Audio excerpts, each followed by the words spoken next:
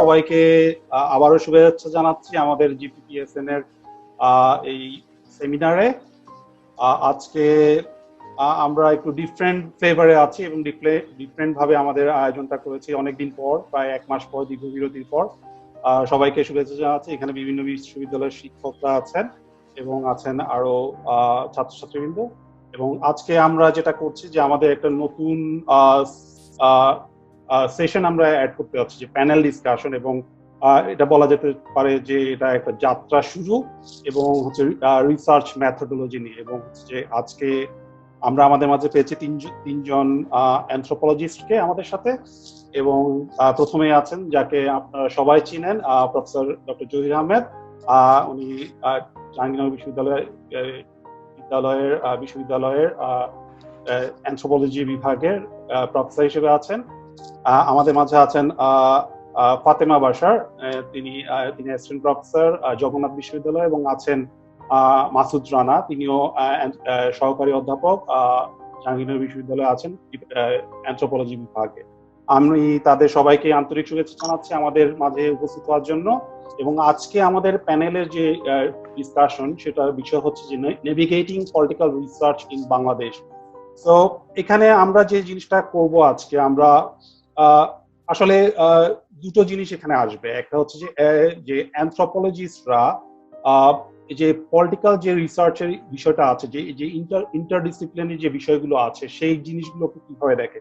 এক্ষেত্রে আমরা দুটো জিনিস আমরা এখানে তুলে ধরে নিয়ে আসবো এবং আমাদের গবেষকরা এই বিষয়ে বিস্তারিত আলোচনা করবেন। তাদের আলোচনার মাঝে প্রফেসর জহির আহমেদ তিনি একটি স্লাইডও প্রেজেন্ট করবেন, সেখানে তিনি আমাদেরকে এই বিষয়ে বিস্তারিত দেখাবেন। একটা হচ্ছে যে পার্লামেন্ট এবং কনস্টিটিউশনের মধ্যে যে সম্পর্কটা, আন্তঃসম্পর্কটা, এবং সেখানে আসলে আমরা যে ট্রেডিশনাল অ্যাপ্রোচ, যে পার্লামেন্ট বলতে হচ্ছে গিয়ে আমরা শুধু মানে পার্লামেন্টের ভেতরে অভ্যন্তর নথি পুস্তক পর্যন্ত সেটাকে বুঝি, বাট এটা যে ডিফারেন্ট ভাবে স্টাডি করা যায় সেটা দেখবো। আর আরেকটা জিনিস দেখবো হচ্ছে যে একইভাবে যে পাওয়ার রিলেশনশিপ, সেখানে হচ্ছে বিবিয়ানা গ্যাসমিল এবং সেখানে যে লোকাল এবং হচ্ছে গিয়া এবং বিভিন্ন অ্যাক্টরের মধ্যে যে পাওয়ার রিলেশনশিপটা আছে, সেই বিষয়টা এখানে বিস্তারিত আলোচনা হবে।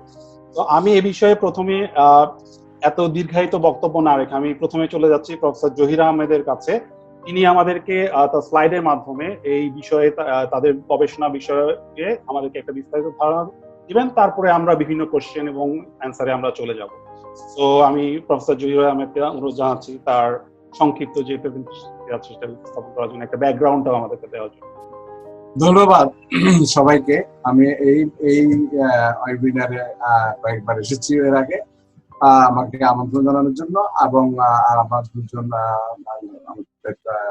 কলিগ আছেন যারা আমার সাথে রিসার্চ কাজে যুক্ত ছিল, দুটো বড় প্রজেক্টের রিসার্চ, একাডেমিক রিসার্চে।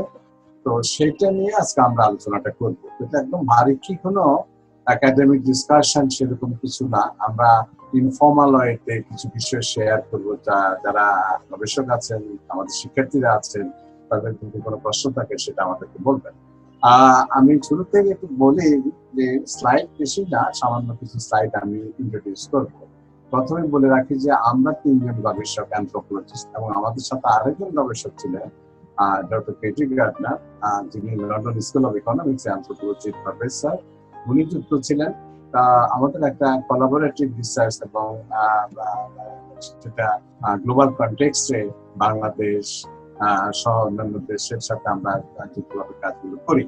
প্রথম কাজটা হচ্ছে, আমরা আসলে উদ্দেশ্যটা হচ্ছে এথনোগ্রাফিক কোয়ালিটেটিভ রিসার্চ কি আমরা কিভাবে করেছি, আমাদের কোয়ালিটি কিভাবে সে অভিজ্ঞতাটা সঞ্চয় করেছে, সেটা আজকে কিন্তু শেয়ার করার বিষয়। কাজে স্পেসিফিক কোনো ফাইন্ডিংস নিয়ে আমরা আসলে অত আলোচনা করবো না। আলোচনা বেশি থাকবে রিসার্চ টেকনিক এবং অ্যাপ্রোচ গুলো কি সেই দিক থেকে।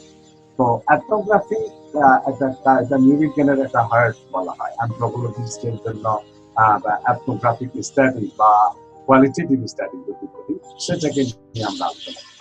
আমরা জানতে চেষ্টা করি যে কিভাবে একটা সোশ্যাল ওয়ার্ল্ড বলতে মানুষ, সংস্কৃতি, তার সংগঠন, প্রতিষ্ঠান, তার প্রতিবেশ, এই সোশ্যাল ওয়ার্ল্ডকে জানতে গিয়া নৃবিজ্ঞানীরা ঐতিহাসিকভাবে জ্ঞানকান্ডের দিক থেকে একটা গবেষণা পদ্ধতি হিসেবে এই এথনোগ্রাফিক স্টাডিটা করে। এথনো মানে মানুষ, গ্রিক শব্দ, এথনোগ্রাফি ডেসক্রিপশন। সো একটা মানুষ বা তার কালচার সম্পর্কে একটা ঠিক ডেসক্রিপশন, ডিটেইল ডেসক্রিপশন, এবং সেটা তার মিনিং তাকে ব্যাখ্যাও করা, এই বিষয়গুলো। তো একটা কালচারাল ওয়ার্ল্ড বা সোশ্যাল ওয়ার্ল্ডকে গবেষণা করতে গিয়ে নির্বিজ্ঞানী করতে হবে এমন না। আমি একটু বলে রাখি, বহু পলিটিক্যাল সায়েন্টিস্ট, বহু যারা অ্যানথ্রোপোলজিক্যাল এই রিসার্চ মেথডস অ্যাপ্লাই করে অসাধারণ কাজ করেছে, যেটা অনেক নির্বিজ্ঞানীর পক্ষে, আমাদের পক্ষে অনেকেই সেইভাবে করতে পারেন। ওয়েপন্স অফ দ্য উইক, সে একজন জেমস স্কট, তিনি একজন পলিটিক্যাল সায়েন্টিস্ট, তিনি এথনোগ্রাফিক স্টাডি দিয়ে তার ওয়েপন্স অফ দ্য উইকটা একটা পাথ ব্রেকিং এবং দুর্বলের রেজিস্ট্যান্স প্রতিরোধ একটা তত্ত্ব দাঁড়িয়ে গেছে, অসাধারণ কাজ করেছে। পার্লামেন্ট নিয়ে বহু পলিটিক্যাল সায়েন্টিস্ট কাজ করেছে। তো ওর সাথে এথনোগ্রাফিক কাজগুলোকে আমরা যুক্ত করি, নৃবিজ্ঞানী আর পলিটিক্যাল সায়েন্টিস্ট বা এই ধরনের বড় ধরনের চায়না ওয়াল নাই, যেটা আছে যে ইন্টারডিসিপ্লিনারি অ্যাপ্রোচ গুলোতে আমরা ফলো করি। আমি শুরুতে আসি, আমরা দুটো কাজের সাথে এখানে যুক্ত হয়ে কথা বলবো। প্রথম কাজটি হচ্ছে যে মাল্টিন্যাশনাল কর্পোরেশন হিসেবে শেভরন, জায়ান্ট মাল্টিন্যাশনাল কর্পোরেশন, যারা ওয়ার্ল্ড ওয়াইড মাইনিং সেক্টরে আফ্রিকা, ল্যাটিন আমেরিকা এবং সাউথ এশিয়া সহ বাংলাদেশের এই গ্যাস ফিল্ড হোক, কোল মাইনিং হোক, সেগুলোতে তারা যুক্ত। শেভরন, তো কাজে Chevron itself super power, Chevron itself hegemonic একটা আছে শেভরন। তো শেভরনকে স্টাডি করা আমাদের একটা গুরুত্বপূর্ণ কাজ ছিল। আমি তার সাথে লুইজিয়ানা গ্যাস ফিল্ড নিয়ে সেটা আমরা একটা কাজ করেছি। আমার দুজন কলিগ, যারা মাসুদ রানা এবং ফাতেমা বাসার, দুজনেই লং রানে 12 মাস 18 মাস এরকম ফিল্ড ওয়ার্ক গুলো করেছে। একটা সেটিং ছিল বিবিয়ানা নবীগঞ্জে, সিলেটের হবিগঞ্জ জেলার মধ্যে অবস্থিত। বিবিয়ানা গ্যাসকে কেন্দ্র করে, ফিল্ডে গ্যাস কেন্দ্র করে যে গ্রামগুলো আছে সেই গ্রামগুলোতে থেকেছে, অবস্থান করেছে। আমি নিজেও গিয়েছি, আমাদের আরেক উনিও থেকেছেন সেই জায়গাটা। আর একটা সেটিং হচ্ছে আমাদের পার্লামেন্ট। আমি খুব সংক্ষেপে স্লাইড দিয়ে, পার্লামেন্ট কাজ করতে গিয়ে আমাদের জন্য একটা চ্যালেঞ্জিং কাজ ছিল। আমি শুধু বলবো যে সাউথ এশিয়াতে, দক্ষিণ এশিয়াতে প্রথম আমরা এই কাজটা করি, অ্যানথ্রোপোলজি পার্লামেন্ট নাম। কাজে অ্যাগেইন সেখানেও কেটি গার্ডনার এবং আমরা তিনজন, sorry MRQ SOAS, London School of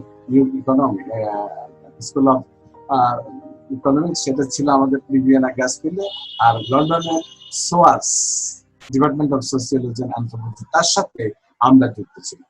so সোয়াসের সাথে কাজটা আর একটা এলএসির সাথে কাজটা, সো এই দুটো একাডেমিক কাজকে আমরা কিভাবে ধারণ করি। পার্লামেন্টের ক্ষেত্রে আমি যেটা বলেছি, একজন রাষ্ট্রবিজ্ঞানী বা একজন পাবলিক অ্যাডমিনিস্ট্রেশন স্কলার, উনি শুধু হয়তো পার্লামেন্ট, অধিবেশন, লেজিসলেটিভ দিকগুলো হয়তো দেখছি পার্লামেন্টের মধ্যে দিয়ে। আমরা অ্যানথ্রোপোলজিস্টরা শুধু লেজিসলেটিভ দিক না, একজন এমপি এবং এমপির সাথে তার কনস্টিটিউয়েন্সি রিলেশনটা কি, কনস্টিটিউয়েন্সি ভিজিট করার সময় তার কি কি সম্পর্কগুলোর মধ্যে দিয়ে সে যায়, এবং সেটা যতটুকু না ফর্মাল, তার চেয়ে অনেক বেশি ইনফর্মাল। এবং একজন এমপি যতটুকু না পলিটিক্যাল বিং, তার চেয়ে বেশি সোশ্যাল বিং। এই অ্যানথ্রোপোলজিক্যাল দিকগুলো আমরা দেখতে চেষ্টা করেছি ইনফর্মাল সেটিং এর, যেটা আমরা বিস্তারিত করে আসছি। আমি খুব সংক্ষেপে এই দুটো সেটিং এ, দুটো সাইটস, দুটো ইস্যুজ আমরা যে গবেষণা করেছি তা দিনের সুবিধা হবে যদি সম্ভব হয় আমি স্লাইডে একটু দেখাবার চেষ্টা করছি খুব সংক্ষেপে। আমরা দুটো গ্রামে সেটা আমাদের দীর্ঘমেয়াদী ফিল্ড ওয়ার্কটা করি। একটা হচ্ছে কাকুড়া আর একটা হচ্ছে করিমপুর, যেটা গ্যাস ফিল্ডের পাশ। এটা রোড আছে, অনেক উঁচু রোড, হাইওয়ে মতো। গ্যাস ফিল্ড পাশে, ফিনিশপুর পাশে একটা নদী। তো আমরা বলতে কাকুড়া এবং করিমপুরের দুটো গ্রামের সাথে যুক্ত ছিলাম। গ্যাস ফিল্ডটা এখানে এই জায়গাটা। এরপরে গ্যাস ফিল্ডটার চারিদিকে একবারে হাই ফেন্স দ্বারা প্রোটেক্টেড। আমরা কিছু রেসপন্ডেন্ট পাই যারা ওখানে কাজ করছে, সেফটি মেজার্স গুলো যাদের জন্য বাধ্যতামূলক গ্যাস ফিল্ডের আশেপাশে। এই শ্রমিকদের সম্পর্কে মাসুদ রানা বলবে। লিবিয়ানাতে গেলে যে কেউ দেখবে যে বড় বড় বা বিশাল আকৃতির এই গাড়িগুলো সারাক্ষণ এদিক সেদিক যাচ্ছে, ওই জিনিস আনছে, ওই জিনিস আনছে। একেবারে মনে হয় যেন, আমাদের কাছে মনে হচ্ছে ডেভেলপমেন্ট যেটা হচ্ছে একেবারে ডিস্ট্রাকটিভ ডেভেলপমেন্ট, এরকম একটা বিষয়। এটা হচ্ছে বিবিএনার ক্ষেত্রে। এখানে আমি আর বেশি এখানে করবো না। ওদের কিছু বিবিয়ানাতে গ্যাস ফিল্ডটা হবার কারণে বেশ কিছু লোক কর্মহীন হয়ে যায় এবং তাদের চাকরি হারায়, তখন অল্টারনেটিভ লাইভলিহুড প্রোগ্রাম চালু করে শেভরনের মাধ্যমে, কর্পোরেট সোশ্যাল রেসপন্সিবিলিটি নামে, সিএসআর এর নামে। তো এরকম কিছু তাদের ফিলান্থ্রপিক কাজ আছে। সূর্যের হাসি ক্লিনিক আছে একটা ফার্মেসি। শেভরন তাদের ওই জীবন জীবিকা কম্পেনসেট করার জন্য এই ধরনের ফিলান্থ্রপিক কাজগুলো করেছে, ছাগল এবং হাঁস মুরগি এগুলো ইয়ে করার জন্য সেই কাজগুলো আছে। আমি একটু সংক্ষেপে আমি সরে যাই এখান থেকে, আমি চলে যাই, এটা হচ্ছে বিবিয়ানা দিক থেকে। এনিওয়ে আমি সংক্ষেপে শুধু একটু বলি যে আমাদের জন্য এই কাজগুলো, এটা হচ্ছে বিবিয়ানার ক্ষেত্রে আমি বলেছি। এখানে আমরা দীর্ঘমেয়াদী ফিল্ড ওয়ার্ক করেছি। এথনোগ্রাফির মূল কাজটা হচ্ছে ফিল্ড ওয়ার্ক। ফিল্ড ওয়ার্কটা হচ্ছে এটা এসেন্স। আমরা ডেটা কালেকশন বলি না, আমার বলি না এই কারণে যে ডেটা কালেকশন এক ধরনের মনে হয় যেন একটা দুটো ডেটা আছে, তিনটা ডেটা, চারটা পাঁচটা, ফিগার্স, নাম্বারস, কোয়ান্টিটি, ওটা আমাদেরকে টানে না বেশি। অবশ্যই কোয়ান্টিফিকেশন আমরা করি কিছু কিছু ক্ষেত্রে, তবে quality, why it happens, why কোয়েশ্চেনের আনসারটা ethnography. Ethnography how it happens, কে কতবার কোকা কোলা খেলো, এটা আমাদের খবর জানার দরকার নেই। ওই অর্থে আমাদের জানার দরকার কেন কোকা কোলা, কেন সেভেন আপ, কেন পিজা, কেন এটা, হোয়াই। কতবার, হোয়াই কোয়েশ্চেনের আনসারটা আমার কাছে মনে হয় যে কোয়ালিটেটিভ রিসার্চের জন্য খুব গুরুত্বপূর্ণ। তো সেই জায়গাতে অনেকগুলো রিসার্চ কোয়েশ্চেন নিয়ে আমরা সেই কাজটা করেছি। আচ্ছা, আমরা এটা এক অর্থে কোয়ালিটি দিল। সো এথনোগ্রাফির মেইন এসেন্সটাই হচ্ছে ফিল্ড ওয়ার্ক, একটা প্রলং দীর্ঘমেয়াদী ফিল্ড ওয়ার্কের ভিত্তিতে ওখানে যাওয়া, ওই নতুন একটা সংস্কৃতিতে, নতুন একটা এলাকাতে থাকা, খাওয়া, talk to them, sit with them, play with them, talk to them, and total immersion, যেটাকে বলা হচ্ছে যে পুরোপুরি নিজেকে নিমজ্জিত করা, সঁপে দেয়া আরেকটা সংস্কৃতিতে, যতটুকু সম্ভব জানা, এবং সেটা ফর্মাল না, সেটা ইনফর্মাল, সেটা কোনোভাবে অফিসিয়াল না, সেটা আনঅফিসিয়াল। একই কাজটা আমরা করতে গিয়েছি পার্লামেন্টের ক্ষেত্রে। আমরা পার্লামেন্টের ক্ষেত্রে বিভিন্ন রিসার্চ ফিল্ড সাইট, শুধু একটা সাইট ছিল না, আমাদের জন্য অনেক রকমের সাইট ছিল। বিভিন্ন জায়গাতে আমরা গিয়েছি এবং পার্লামেন্টের কাজে, পার্লামেন্ট শুধু লেজিসলেটিভ না, পার্লামেন্টারি সেশনটা শুধু লেজিসলেটিভ না। আমি যেমন পার্লামেন্ট অধিবেশনগুলো আমরা যখন অবজার্ভ করি, তখন দেখছি প্রাইম মিনিস্টার আসছেন, সবাই উঠলো, প্রাইম মিনিস্টার কথা বলছেন, স্পিকার পাশেই আমরা যারা ভিজিটার ছিলাম বসছি। মাগরিবের আজানের পর প্রাইম মিনিস্টার চলে গেলেন, হয়তো আমাদের সাথে দেখা গেল অর্ধশূন্য হয়ে গেল পার্লামেন্ট হাউস, মানুষ নেই, অর্থাৎ behaviour, believes, acts, events, memories, তার অ্যাক্টিভিটিস, এগুলো হচ্ছে এথনোগ্রাফি। তো কাজে আমরা পার্লামেন্ট কাজ আমরা সেটা করেছি। কিভাবে করেছি সেটা অবশ্যই আমি ফিরত আসতেছি মাসুদুর এবং ফাতেমা বাসার সাথে। শুধু একটি কথা বলি, যেটা আমাদের প্রিলুড হিসেবে দিয়েছি, যে এই দুটো কাজই পলিটিক্যাল ছিল। পলিটিক্যাল বলতে বিএনপি আওয়ামী লীগের পলিটিক্স, পলিটিক্যাল বলতে ছিল ইন্টারেস্ট, পাওয়ার, ইন্টেনশন, এই বিষয়গুলোকে আমরা পলিটিক্যাল করেছি। বিশেষ একটা ইন্টেনশন ছিল, বিশেষ একটা ইন্টারেস্ট ছিল, বিশেষ একটা পাওয়ার মিনিস্টার ছিল। এবং সেই দৃষ্টিতে এই দুটো গবেষণা কাজ, বিবিয়ানা গ্যাস ফিল্ডের মাইনিং কাজটা এবং পার্লামেন্টের, বাংলাদেশের পার্লামেন্ট, ইথিওপিয়ান পার্লামেন্ট এবং ওয়েস্টমিনিস্টার পার্লামেন্ট, ওয়েস্টমিনিস্টার পার্লামেন্ট আমাদের বিষয় ছিল। দুটো কনস্টিটিউয়েন্সিতে আমি এবং কেটি গার্ডনার ফিল্ড ওয়ার্ক করেছি ইংল্যান্ডে, লন্ডন। একটা হচ্ছে বার্নলে, ভেরি মাচ ক্লোজ টু ম্যানচেস্টারের ওখানে, আর আছে সেন্ট্রাল লন্ডনে ইলফোর্ডে। তারপরে হচ্ছে বিভিন্ন এমপিস, দুটো কনস্টিটিউয়েন্সিস আমরা দেখেছি। এবং রোশনারা এমপি, তার সাথে আমাদের বিভিন্ন সময় আলোচনা হয়েছে বিভিন্ন সময়। তো সে জায়গায় পাওয়ার স্টাডি করার ক্ষেত্রে, পাওয়ার বাংলাদেশের ক্ষেত্রে আমরা স্পিকার আলোচনা, স্পিকারকে আমাদের রেসপন্ডেন্ট হিসেবে নিয়েছি। ডেপুটি স্পিকার ছিল, অনেক মন্ত্রী ছিল, এমপি ছিল, উইমেন এমপি ছিল, আমরা তাদের সাথে কথা বলেছি। আমরা ইথিওপিয়ান পার্লামেন্টে সেখানে কাজ করেছি, আমি করেছি যে আদিস আবাবাদের পার্লামেন্টের কিভাবে একজন বিরোধী দল, 341 জন এক দল, সব সরকারি দল, আর একজন সে ছিল বিরোধী দল। তো খুব ইন্টারেস্টিং বিষয় আমাকে বলতেছিল, আমি নিজেই একটা দল আর তারা সবাই মিলে একটা দল, তো দুটো দল আছে। এই ইন্টারেস্টিং দিকগুলো আমরা খুব শেয়ার করবো। শুধু এতটুকু বলবো যে পাওয়ার ইনস্টিটিউশনকে স্টাডি করার ক্ষেত্রে এটা একটা গুরুত্বপূর্ণ ব্যাপার, আমাদের গবেষণা কাজের জন্য চ্যালেঞ্জিং ছিল। এবং পলিটিক্যাল টার্ময়েল 2014 সনে যখন আমরা ফিল্ড ওয়ার্ক করি, আমি একটু বলে নিই, বাংলাদেশের একজন নাম করা রাষ্ট্রবিজ্ঞানী প্রফেসর নিজাম আহমেদ, উনিও ছিলেন, উনি পাবলিক অ্যাডমিনিস্ট্রেশন, তিনি আমাদের রিসার্চ কাজের সঙ্গে যুক্ত ছিলেন। তো আমাদের ক্লাসটা ইন্টারডিসিপ্লিনারি ছিল, পলিটিক্যাল সায়েন্স এবং অ্যানথ্রোপোলজির সাথে এক ধরনের ইন্টারডিসিপ্লিনারি ওয়ার্ক সেটা করা যায়। উনি যে দিকটা লেজিসলেটিভ দিকটা দেখেছেন পার্লামেন্ট হাউসে, আমরা দেখেছি কনস্টিটিউয়েন্সি পার্লামেন্ট হাউস। এবং আমরা মাসুদ ভাইয়া আমার সাথেও কাজ করেছি বিভিন্ন জায়গায়, আমাদের সাথেও কাজ করেছি। এই হচ্ছে খুব সংক্ষেপে পাওয়ার স্টাডি। এবং পলিটিক্যাল রিসার্চের ক্ষেত্রে 2014 সনে আপনারা জানেন ওই সময় পার্লামেন্ট ইলেকশন হয়, ওই সময় একটা পলিটিক্যাল টার্ময়েল চলছিল, ওখানে একটা ভোলাটাইল সিচুয়েশন ছিল, আমরা ঘর থেকে বেরোতে পারিনি, আমরা ফিল্ডে যেতে পারিনি।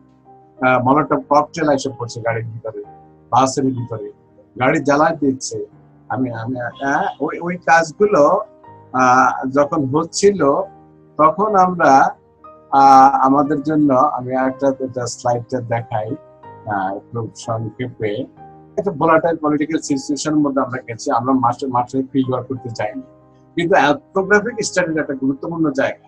ওই পলিটিক্যাল যে অচল অবস্থা ছিল 3 মাসে পার্লামেন্ট ইলেকশনকে কেন্দ্র করে, আমরা কিন্তু ঘরে বসেছিলাম, আমরা ঘরে বসেই ইন্টারনেট, আমরা ঘরে বসেই দেখছি নিউজগুলো, আমরা ভিডিও গুলো দেখছিলাম, পলিটিক্যাল ভায়োলেন্সটা কিভাবে কাজ করছে, সে ভায়োলেন্সের সাথে কনস্টিটিউয়েন্সিতে ইফেক্টিভ করছে, এমপি রোলটা কি ছিল, বিরোধী দলের রোল গুলো কি ছিল, সে জায়গায় কিন্তু আমরা ফিল্ড ওয়ার্ক ভেরি মাচ শুরু করে দিয়েছি। সুতরাং একজন নৃবিজ্ঞানীর জন্য মোমেন্ট এবং ইভেন্ট অপেক্ষা করার বিষয় না, চলমান যেভাবে হোক, আমি ঘরে বসে হোক, বাইরে হোক, ইন্টারনেট হোক, নেটওয়ার্ক এথনোগ্রাফি তৈরি করেছি আমরা শেষে ঘরে বসে। এখন যেমন আমরা প্যান্ডেমিক সিচুয়েশনে আমরা করছি, এটাই একটা রিসার্চ। আপনাকে একটু আমি থামিয়ে দিচ্ছি আমার একটা জিজ্ঞাসা ছিল, সরি আপনাকে মাঝখানে বলার জন্য। এখানে তো বর্তমান সময়ে দেখা যাচ্ছে যে রিসার্চ ইথিক্স একটা বড় ইস্যু, এবং আপনার আর্টিকেলে দেখা যাচ্ছে এমপি নামটা উল্লেখ করা হচ্ছে। তো এথনোগ্রাফিতে কি স্যার রিসার্চ ইথিক্সটা কি একটা বড় ইস্যু না? সেক্ষেত্রে যে নাম প্রকাশ বা এই জিনিসগুলাকে কিভাবে মিনিমাইজ করা হয় ইথিক্সটাকে, লাইক পিকচার শো করা বা তাদের কনসেন্ট গুলা এবং তাদেরকে যে তুলে ধরে নিয়ে আসা, কারণ অনেক সেন্সিবল ইস্যুস থাকে সেগুলোকে নিয়ে আসা, এগুলাকে আসলে এথনোগ্রাফিক রিসার্চে কিভাবে এগুলোকে মিনিমাইজ করা হয়, আমার এটা একটু জানার ইচ্ছা ছিল। মেবি আরো অনেকে হয়তো জানতে চাইতে পারে। ধন্যবাদ। আমার কোনো লেখাতে আমি কোনো এমপির নাম বলিনি, ওগুলো স্টুডেন্ট।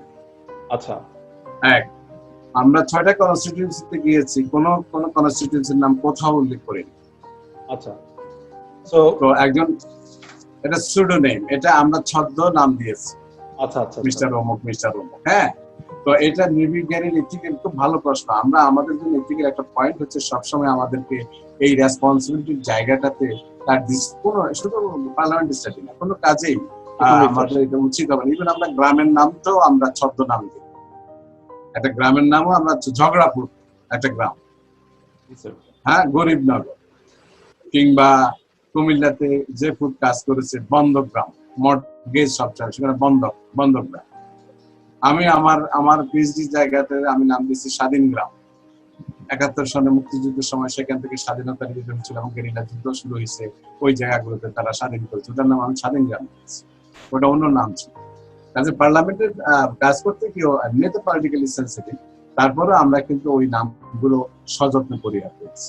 আমরা কোনোভাবেই কোনো এমপি মন্ত্রী সেটা আগে থেকে শুরু করে বলাচ্ছি, আমরা ইন্টারভিউ করেছি ঠিকই, এবং সেটা আমার কাছে আমার রেকর্ড আছে বা ছিল আমাদের কাছে, সেটা আমাদের নিজেদের জন্য, কিন্তু কোনোভাবেই ডিসক্লোজ করা ঠিক হবে না এটা যে কোনো কাজে।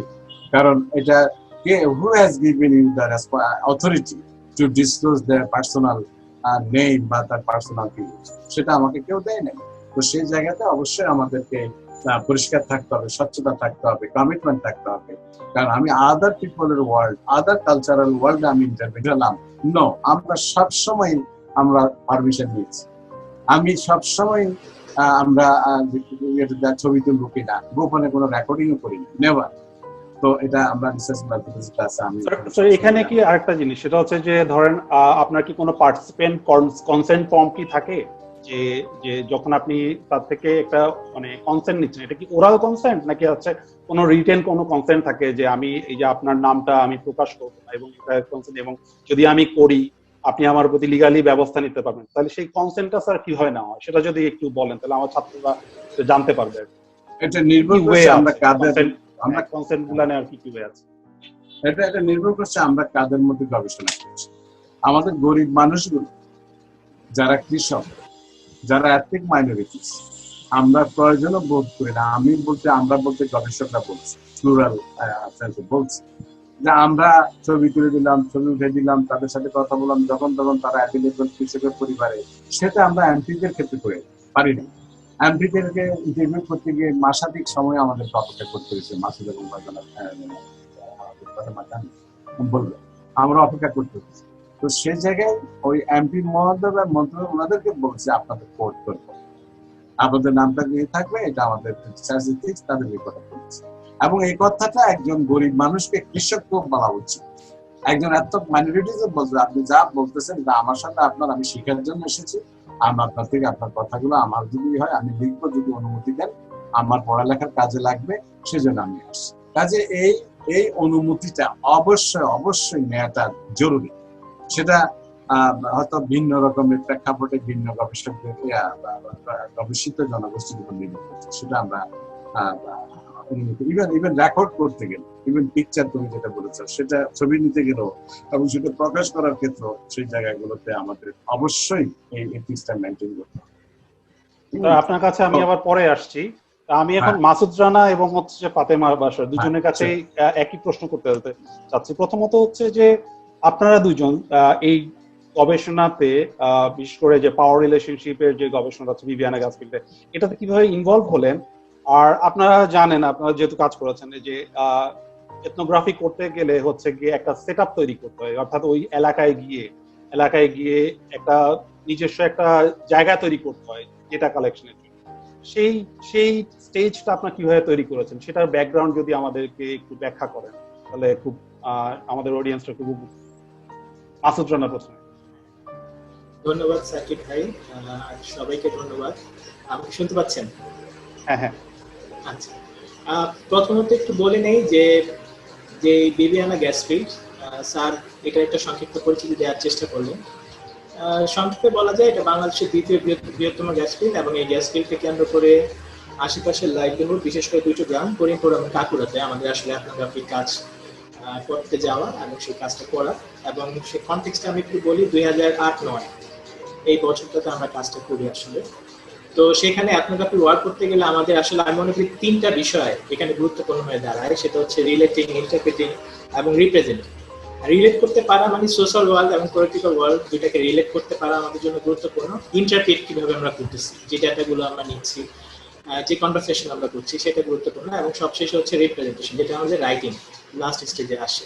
তো আমাদের সবগুলো কাজ করার জন্য সবার আগে কিন্তু আমাদের এই সোশ্যাল ওয়ার্ল্ডটা বা পলিটিক্যাল ওয়ার্ল্ড আমাদের বিষয়টাকে জানা দরকার। সেই প্রেক্ষিতে আপনি যেটা বললেন যে আমরা কিভাবে সেই সেটআপে ঢুকলাম, শুরুতে আমরা আসলে কোয়ালিটেটিভ এবং কোয়ান্টিটিভ দুটা অ্যাপ্রোচই প্রয়োগ করি। অ্যাট এ গ্লান্স কিছু পরিমাণগত গবেষণার ইনফরমেশন আমাদের দরকার পড়ে, যে হাউস হোল্ড কতগুলো, এখানে পেশাজীবী কারা। তো এগুলো করার জন্য আমরা শুরুতে আসলে একটা মিনি সার্ভে করি।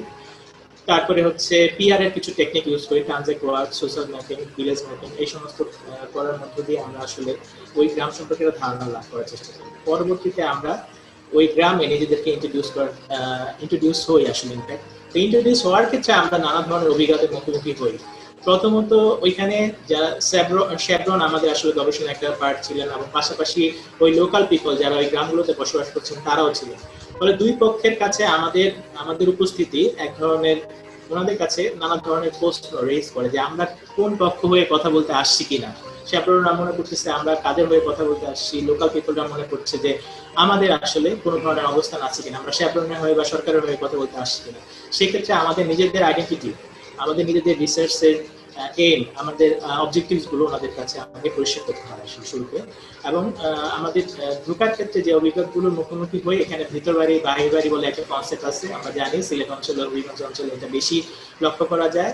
ফলে আমরা স্থানীয় পর্যায়ে আসলে এই পরিস্থিতিকে মোকাবেলা করার জন্য গেটকিপার হিসেবে কি ইনফরমেন্ট ইন্টারভিউ বা কি ইনফরমেন্ট গেটকিপার হিসেবে তাকে নেই এবং তার মধ্য দিয়ে আমরা ঢোকার চেষ্টা করি এলাকার যারা পরিচিত এবং সবার কাছে গ্রহণযোগ্য তাদের সাথে যোগাযোগ করার মধ্য দিয়ে আমরা আমাদের অ্যাক্সেসটাকে নেওয়ার চেষ্টা করি।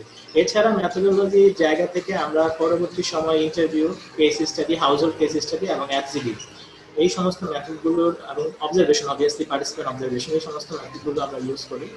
তবে আমি যেটা বলবো এথনোগ্রাফি করার ক্ষেত্রে এটা তো একটা দীর্ঘমেয়াদী প্রসেস এবং আমরা লং টাইম সেখানে ছিলাম, আসলে 1.5 বছর সেখানে অবস্থান করা। ফলে আমার কাছে মনে হয় এখানে কোনো হার্ড অ্যান্ড ফাস্ট কোনো রুল নাই।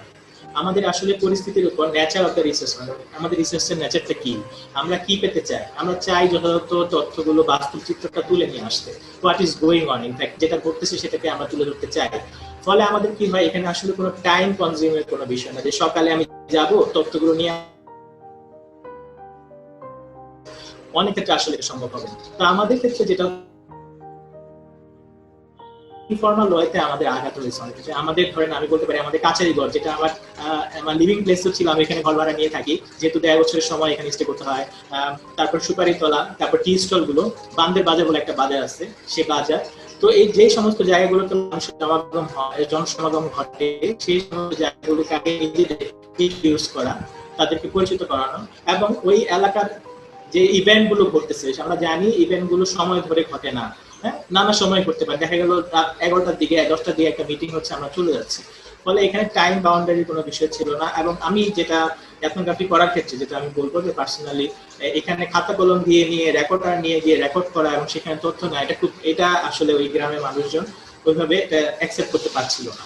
তাহলে কি করতে হলো, আমাদের ইনফর্মাল ওয়েতে হেঁটে হেঁটে তাদের সাথে কথা বলে গল্প করার ছলে আমাদের আসলে অনেক বেশি স্পন্টেনিয়াসলি তাদের স্বতঃস্ফূর্ত যে তথ্যগুলো সেগুলো নেওয়ার চেষ্টা ছিল। তো মোটামুটি আসলে মেথোডোলজি জায়গাটা আসলে আমরা এইভাবেই পার করি এবং সেক্ষেত্রে আমি বলবো অনেক বেশি আমাদের যেটা করতে হচ্ছে, অনেক বেশি কোলাবোরেটিভ রিসার্চ বলতে পারি এক অর্থে। ইনফরমেন্ট যারা এবং আমরা যারা গবেষক আছি তাদের সোশ্যাল ওয়ার্ল্ডকে বুঝতে চাই, ফলে তাদের নেটিভ পয়েন্ট অফ ভিউতে বুঝে আমাদের জন্য গুরুত্বপূর্ণ। আর এই ক্ষেত্রে একটা প্রসেস হচ্ছে ফিল্ড ওয়ার্ক এবং পুরোটাই হচ্ছে একটা লংজিটিউডাল প্রসেস, যে দীর্ঘমেয়াদী প্রসেসের মধ্যে দিয়ে আমাদের যেতে হয়। এবং সেক্ষেত্রে আমাদের আসলে টাইম স্পেন্ড করা তাদের মাঝে, তাদের মধ্যে নিজেকে, নিজের যে অবস্থান সেটাকে তুলে ধরা এবং তাদের আমার প্রতি তাদের বিলিভ, বিশ্বাসটা জাগ্রত করা জরুরি ছিল। শুরুতে আমার ক্ষেত্রে যেটা হলো যে আমি যখন হাউস গুলোতে যেতাম তখন আসলে অ্যাক্সেসটা অতভাবে দিত না, কিন্তু আস্তে আস্তে ধীরে ধীরে যখন আমি মনে করি যখন তাদের ট্রাস্টওয়ার্দি হয়ে উঠলাম, তারা কিন্তু স্পন্টেনিয়াসলি বিষয়গুলো বলছে, আমাকে ডাকছে এবং তাদের বিভিন্ন ইভেন্টে, যেহেতু আমি 1.5 বছর এখানে ছিলাম ইনফ্যাক্ট, তো বিভিন্ন অকেশনে আমাকে দাওয়াত দিত, আমি যেতাম এবং আমার গবেষণার স্বার্থেও যেতাম, আবার আমার পাশাপাশি তাদের সাথে এক ধরনের সম্পর্ক তৈরি হয়ে যায়, সেই সম্পর্কের খাতিরেও ওইখানে যাওয়া হতো। তো সবগুলো বিষয় মিলিয়ে আসলে আমি বলতে চাই যে আমাদের যে এথনোগ্রাফিক কাজগুলো আমরা করি সেখানে এই প্রত্যেকটা বিষয় একটা আরেকটার সাথে সম্পর্কিত। আমাদের লং টাইম সেখানে স্টে করা এবং ওই প্রসেসটাকে এবং তারা যেভাবে বিষয়গুলোকে বোঝে, তারা বিষয়টাকে কিভাবে ইন্টারঅ্যাক্ট করে তাদের ওয়াইতে, নিজেদের মধ্যে কিভাবে তারা বিষয়টাকে নিয়ে আলোচনা করে, কিভাবে দেখে এবং কিভাবে তারা ইলাস্ট্রেট করে বিষয়গুলোকে, সেগুলো তাদের পার্সপেক্টিভ থেকে তুলে নিয়ে আসার জন্য আসলে আমরা এথনোগ্রাফিক যে রিসার্চ, সেই রিসার্চের মধ্যে দিয়ে যাই। এবং এই অভিজ্ঞতাগুলো, যে কথাগুলো বললাম, অভিজ্ঞতাগুলো ওভারকাম করার ক্ষেত্রে আমাদের বিভিন্ন ধরনের স্ট্র্যাটেজি ফলো করতে হয়েছে। সেখানে একটা বিশেষ টেকনিক, একটা মেথড নিয়ে সেটা নিয়ে গেছি এবং কোনো ঘটনা ঘটে নাই। আমার এক্সপিরিয়েন্স বলে যে পরিস্থিতির প্রেক্ষিতে আমাদের আসলে অ্যাডাপটিভ অ্যাপ্রোচ গুলো নিতে হয়েছে, যে কোন অ্যাপ্রোচে গেলে আমি আমার তথ্যগুলো বা ইনফরমেন্ট আরো স্পন্টেনিয়াসলি তার তথ্যগুলো দিতে পারবো, সেভাবে আমি আগানোর চেষ্টা করি। ধন্যবাদ মাসুদ। মাসুদ আসলে খুবই দারুণ কথা বলেছে, কারণ আমিও যে রিসার্চটা করেছি, আমি অ্যান্টি কারাপশন নিয়ে কাজ করেছি এবং আমি শুরু করেছিলাম যে কাইন্ড অফ মিক্স মেথড করবো, কোয়ান্টিটেটিভ এবং কোয়ালিটিভ অ্যানালাইসিস। কিন্তু আমি যে আশা নিয়ে আমি ফিল্ডে গিয়েছিলাম, আসলে আমি ডেটা কালেকশন করতে গিয়ে রিয়েলিটি দেখি টোটালি ডিফারেন্ট। সো আমি ভেবেছিলাম যে আমি শুধুমাত্র ঢাকায় ডেটা কালেক্ট করবো, অ্যান্টি কারাপশন কমিশন অফিসে যাব, গিয়ে তাদের ইন্টারভিউ করবো নিয়ে ডেটা নিয়ে। কিন্তু যখন গেলাম রিয়েল পিকচার ইজ ডিফারেন্ট। তখন আমাকে কিন্তু স্ট্র্যাটেজি চেঞ্জ করতে হয়েছে, চেঞ্জ করে আমাকে কি করতে হচ্ছে, আমাকে রিজিওনাল অফিসগুলো থেকে ডেটা কালেক্ট করতে হয়েছে এবং কাইন্ড অফ এ নেটওয়ার্ক তৈরি করতে হয়েছে। তো দেখা গেছে যে আমার রিসার্চের ক্ষেত্রে কাইন্ড অফ কিছু এথনোগ্রাফিক এরিয়া তৈরি হয়েছে ক্ষেত্রে হয়েছে।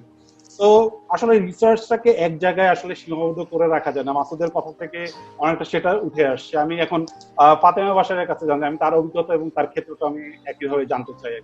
ফাতেমা বাশার প্লিজ। ধন্যবাদ সাকিব ভাই। আজকে একদম প্রথমে বলি যে করোনা কালে আমাদের একটা কমন ডায়লগ হচ্ছে স্টে সেফ। তো আমি যখন 2008-এ কাজ করা শুরু করি আমরা আর কি আমাদের টিম, তখন কিন্তু বিবিআনার পুরো রাস্তা জুড়ে কিছুক্ষণ পরপরই একটা একটা করে বিলবোর্ড থাকতো। সেই বিলবোর্ডে লেখা থাকতো সেফটি ফার্স্ট।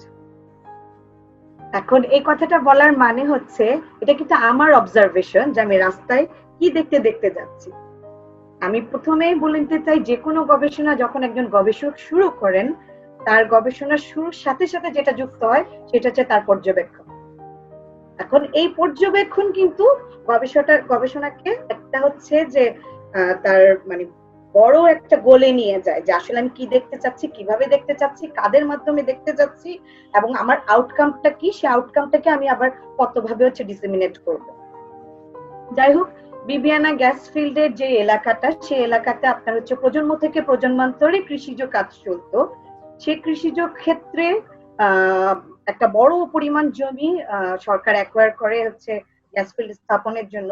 সেই গ্যাস ফিল্ড স্থাপনের কারণে স্থানীয় জনগণদের মাঝে ইম্প্যাক্ট কি হয়, শেভরন একটা গ্যাস উত্তোলনকারী কোম্পানি, সেই কোম্পানির সাথে সরকারের সম্পর্ক, স্থানীয় জনগণের সম্পর্ক এবং স্থানীয় প্রতিষ্ঠানগুলো হচ্ছে কিভাবে কাজ করছে, এই ফ্যাকশনাল ইস্যু আমাকে নৃবিজ্ঞানী হিসেবে অনেক বেশি আন্দোলিত করে এই গবেষণাতে হচ্ছে গিয়ে যুক্ত হওয়ার জন্য।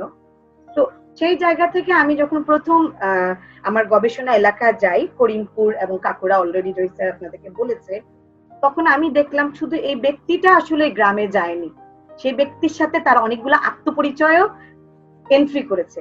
কিরকম আত্মপরিচয়? যেমন ধরেন আমি নন সিলেটি, শহর থেকে আসা, তারপরে হচ্ছে অবিবাহিতা, নারী গবেষক, পর্দা প্রথা মানছি কিনা, তারপরে হচ্ছে কিভাবে কাজ করব, কাদের হয়ে কাজ করব, এবং আরেকটা বড় ব্যাপার হচ্ছে প্রাথমিক অবস্থায় সিলেটি ল্যাঙ্গুয়েজ, একদম লোকাল ল্যাঙ্গুয়েজ। এই প্রসঙ্গগুলো ওভারকাম করার জন্য আমার দুই সুপারভাইজার, মানে এই গবেষণা কাজের দুই সুপারভাইজার, জহির স্যার এবং হচ্ছে কেটি গার্ডনার, বিশেষত প্রাথমিক অবস্থায় কেটি গার্ডনারের পরামর্শে আমি একদম স্থানীয় গ্রামে দুইটা বাড়িতে আর কি, একটা বাড়িতে লম্বা সময় ধরে না, আপনার খন্ড খন্ড সময়কাল ধরে ওই বাড়িগুলোতে থেকে হচ্ছে এই গবেষণার কাজটা শুরু করি। এবং প্রাথমিক অবস্থায় কোনোভাবেই হচ্ছে গ্রামবাসী কিন্তু আমাকে একসেপ্ট করেনি। তখন আমি কি করলাম, সেই বাড়ির হচ্ছে গিয়ে আপনার যারা সদস্যরা ছিলেন, নারী সদস্য, পুরুষ সদস্য, প্রত্যেকেই কিন্তু আমাকে, আমার শিক্ষক ছিলেন লোকাল ল্যাঙ্গুয়েজ গুলো শিখার ক্ষেত্রে, এবং ফিল্ডেও হচ্ছে অনেকে আমাকে আমার সাথে গিয়েছেন। এটা আমি বলতেছি একদম শুরুর অবস্থায়। আর আরেকটা ইনফরমেশন আমরা দিয়ে রাখি, আমরা কিন্তু বিবিআনার পুরো কাজে কোনোভাবেই হচ্ছে আপনার রেকর্ডার ইউজ করিনি, বা কোনো হচ্ছে ইনফরমেশন রেকর্ডিং এর কোনো টুলস এরকম কোনো কিছু আমরা ইউজ করিনি। একদম প্রথম আমার স্পষ্ট মনে আছে, প্রথম 4 থেকে 5 মাস আমরা কিন্তু গবেষক হিসেবে কোনো খাতা কলমও ওইভাবে ইউজ করিনি। পুরোটাই ছিল আপনার মেমোরি।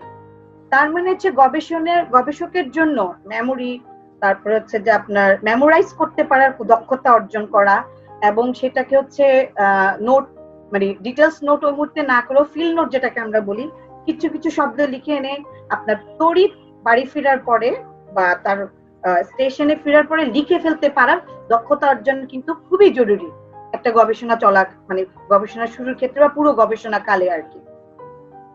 কারণ হচ্ছে যে আপনি যখনই হচ্ছে সামনে গিয়ে বিশেষ করে হচ্ছে যে কৃষকদের সাথে কথা বলবেন, নারী শ্রমিকদের সাথে কথা বলবেন, বা নারী সদস্যদের, হাউস হোল্ডে নারী সদস্যদের সাথে কথা বলবেন, তখন খাতা কলম সামনে থাকলে, প্রাথমিক অবস্থায় খাতা কলম সামনে থাকলে তিনি কিন্তু আপনাকে নিজের লোক মনে করে না। গবেষকের জন্য নিজের লোক হয়ে ওঠা অনেক ইম্পর্টেন্ট ব্যাপার।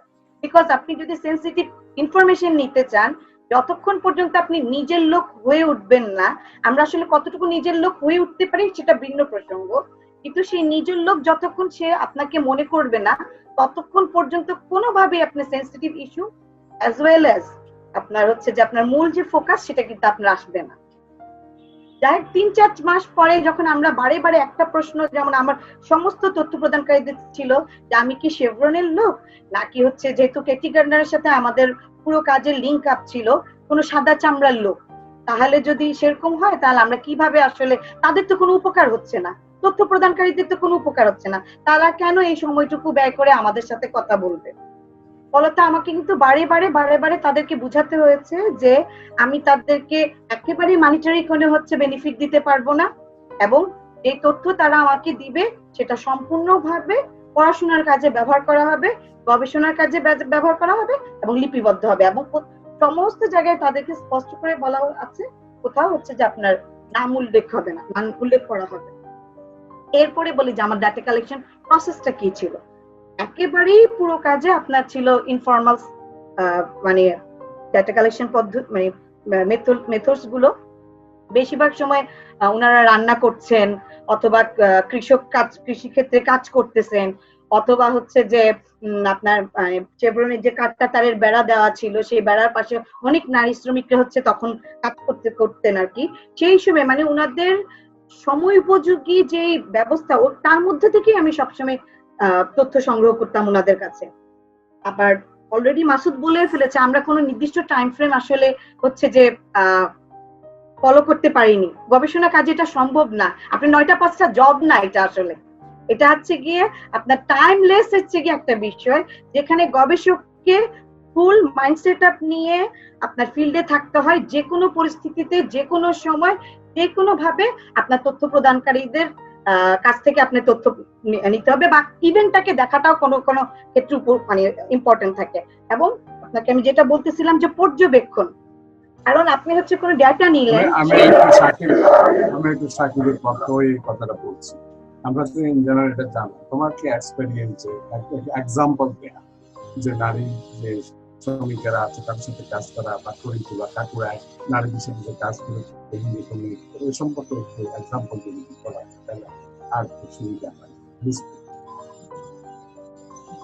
আমি যেটা বলতে চাচ্ছিলাম স্যার, যে হচ্ছে গিয়ে আমরা যখন শুধু যদি কথোপকথনকে গুরুত্ব দেই তাহলে ব্যক্তির যে বডি ল্যাঙ্গুয়েজ সেই বিষয়টা হচ্ছে যে আপনার নজরে আসে না।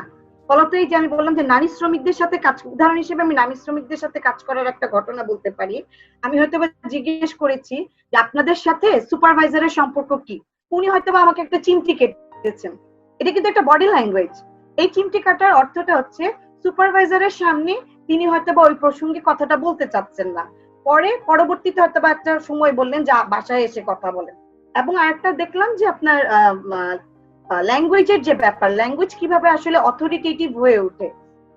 সুপারভাইজার যেভাবে হচ্ছে নারী শ্রমিকদের সাথে আপনার ইন্টারেক্ট করে সেটা হচ্ছে কি অনেক স্ল্যাংলি ল্যাঙ্গুয়েজ ইউজ করতেছে, অথবা বলতেছে তাড়াতাড়ি কাজ করতো, বা তোমরা কোনো কাজই পারো না, হয়তোবা তার বাস্তবতায় সেটা সঠিক নয়, কিন্তু এই ল্যাঙ্গুয়েজ গুলো ব্যবহারের মাধ্যমে নারী শ্রমিকদের প্রতি একটা প্রান্তিক আচরণ হচ্ছে করা হয়, এটা আমি উদাহরণ হিসেবে বলতে পারি।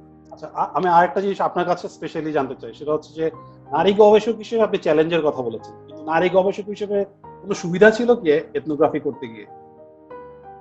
নারী গবেষক হিসেবে বড় সুবিধা আমি বলবো, যেমন হচ্ছে স্যার এবং মাসুদ যেই বিষয়গুলোতে নারী তথ্য প্রদানকারীদের সাথে কথা বলতে পারছিলেন না, আমি কেটি গার্ডনার অথবা আমি একা অনেক ইজি ছিল বিষয়গুলো তাদের সাথে। তারা হয়তো বা আমার কাছে হচ্ছে যে অনেক বেশি ফ্লেক্সিবল, নারী বিশেষ করে নারী হওয়ার কারণে অন্য নারী তথ্য প্রদানকারী ফ্লেক্সিবল ছিলেন, যারা এই প্রসঙ্গ আমি উনারা বললে আমি হয়তো বা বুঝতে পারবো তাড়াতাড়ি।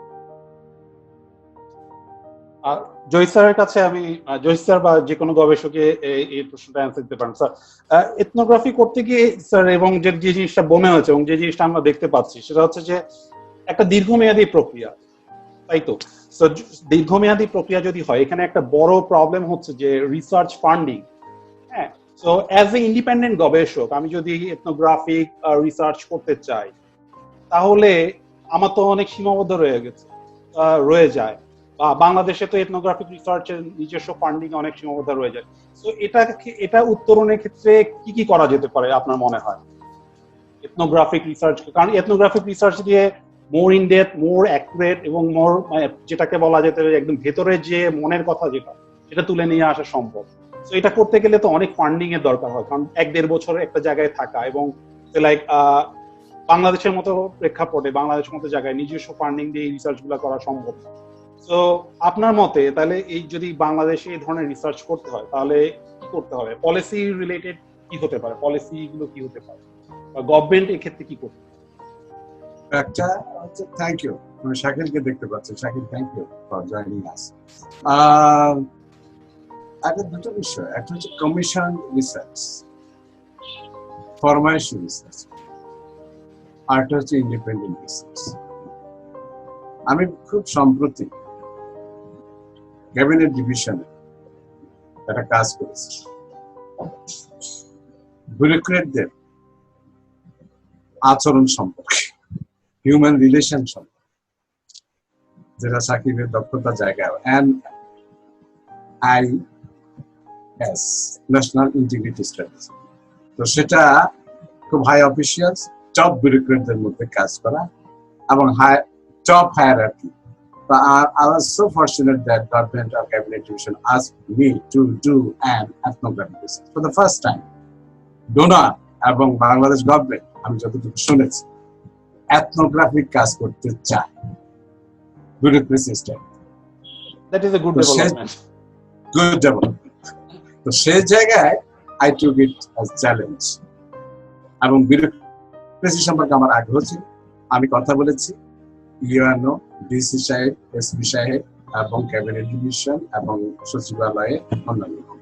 আমি কথাটার জন্য বলছি, সে জায়গায় আমাকে পুরো ফ্রিডম দিয়েছে, আমাকে বলেই দিয়েছে আপনি সেটা দেখবেন, অবজার্ভ করবেন, যাবেন, ফিরলে থাকবেন।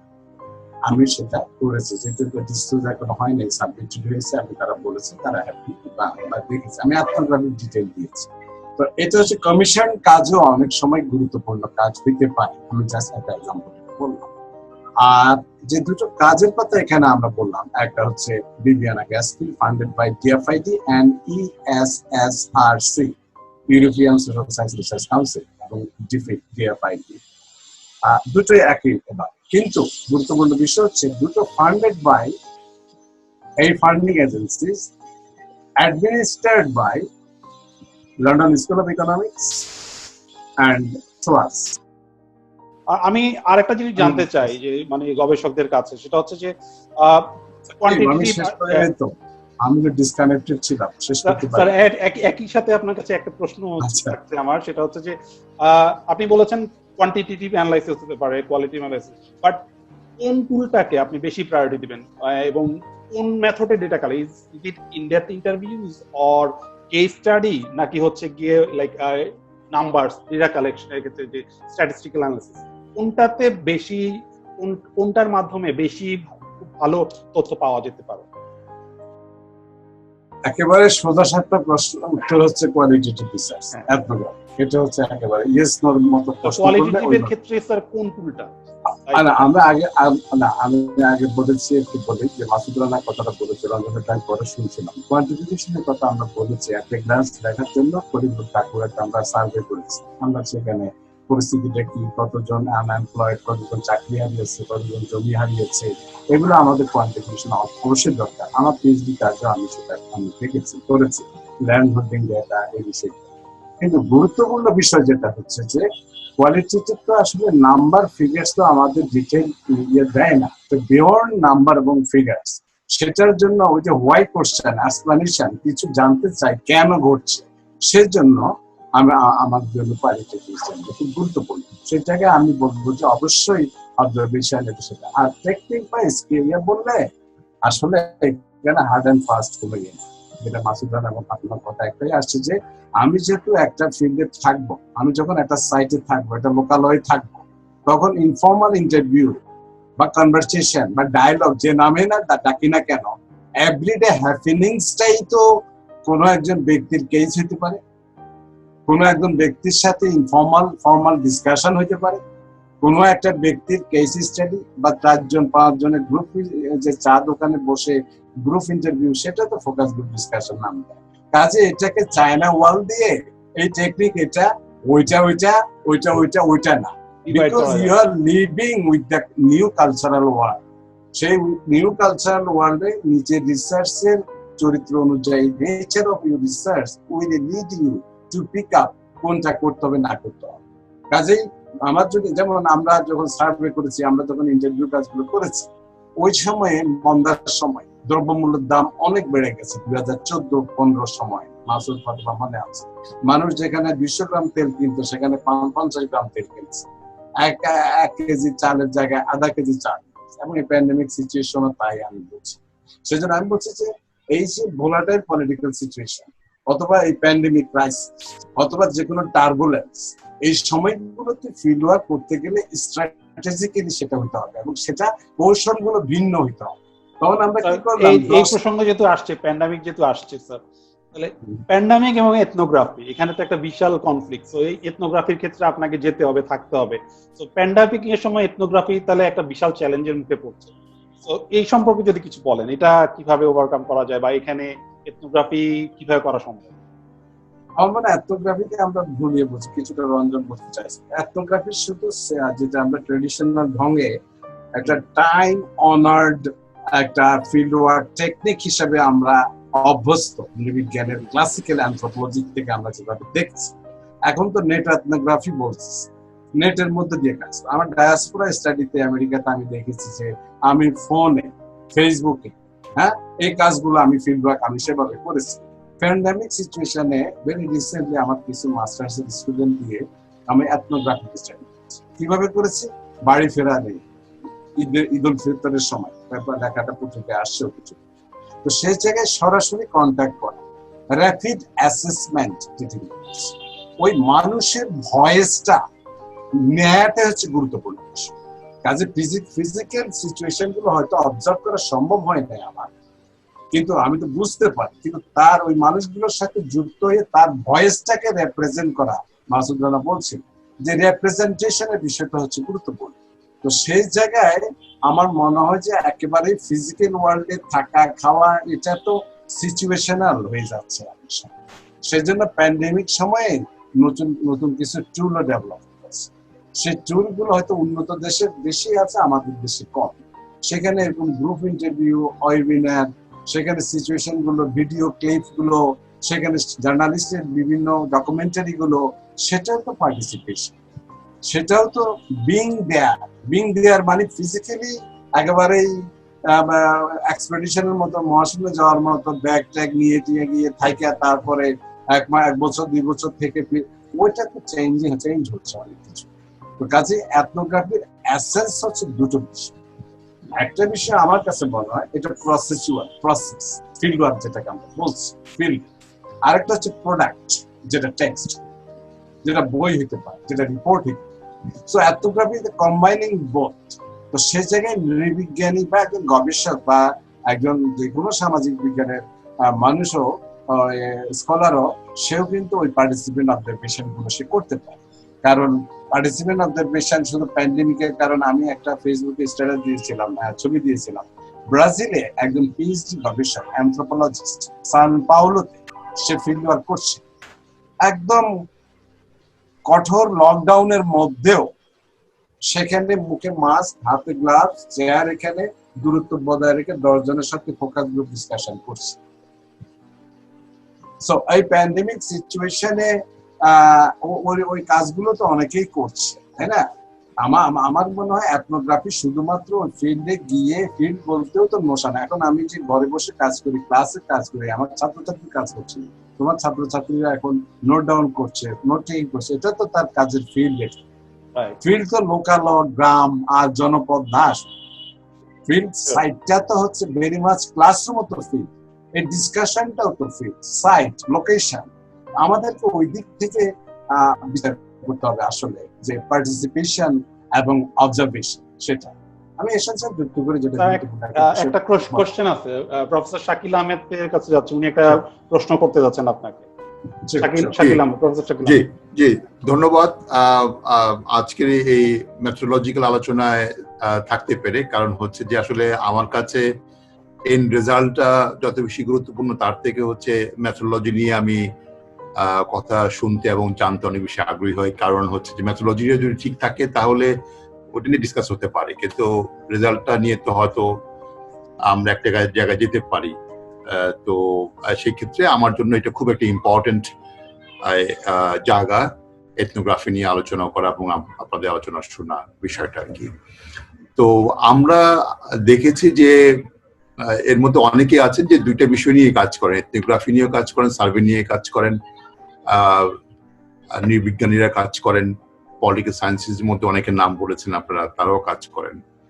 কিন্তু ব্রডার সেন্সে দেখি যে এই এথনোগ্রাফি বা কোয়ালিটেটিভ রিসার্চ এবং কোয়ান্টিটেটিভ রিসার্চের মধ্যে একটা সম্প্রদায়গত বিরোধ আছে আর কি। সুযোগ পেলে একজনকে আরেকজনকে ছোট করার প্রবণতা, হ্যাঁ, এবং এটা আমাদের কলিগদের মধ্যে আমি দেখেছি একসাথে যখন বসি, হ্যাঁ এটা হয় না, তোমাদেরটা বাতিল করে দেয় আর কি। হ্যাঁ, এর মধ্যে অবশ্যই কেউ কেউ আছেন তারা দুইটা মেথডে কাজ করে।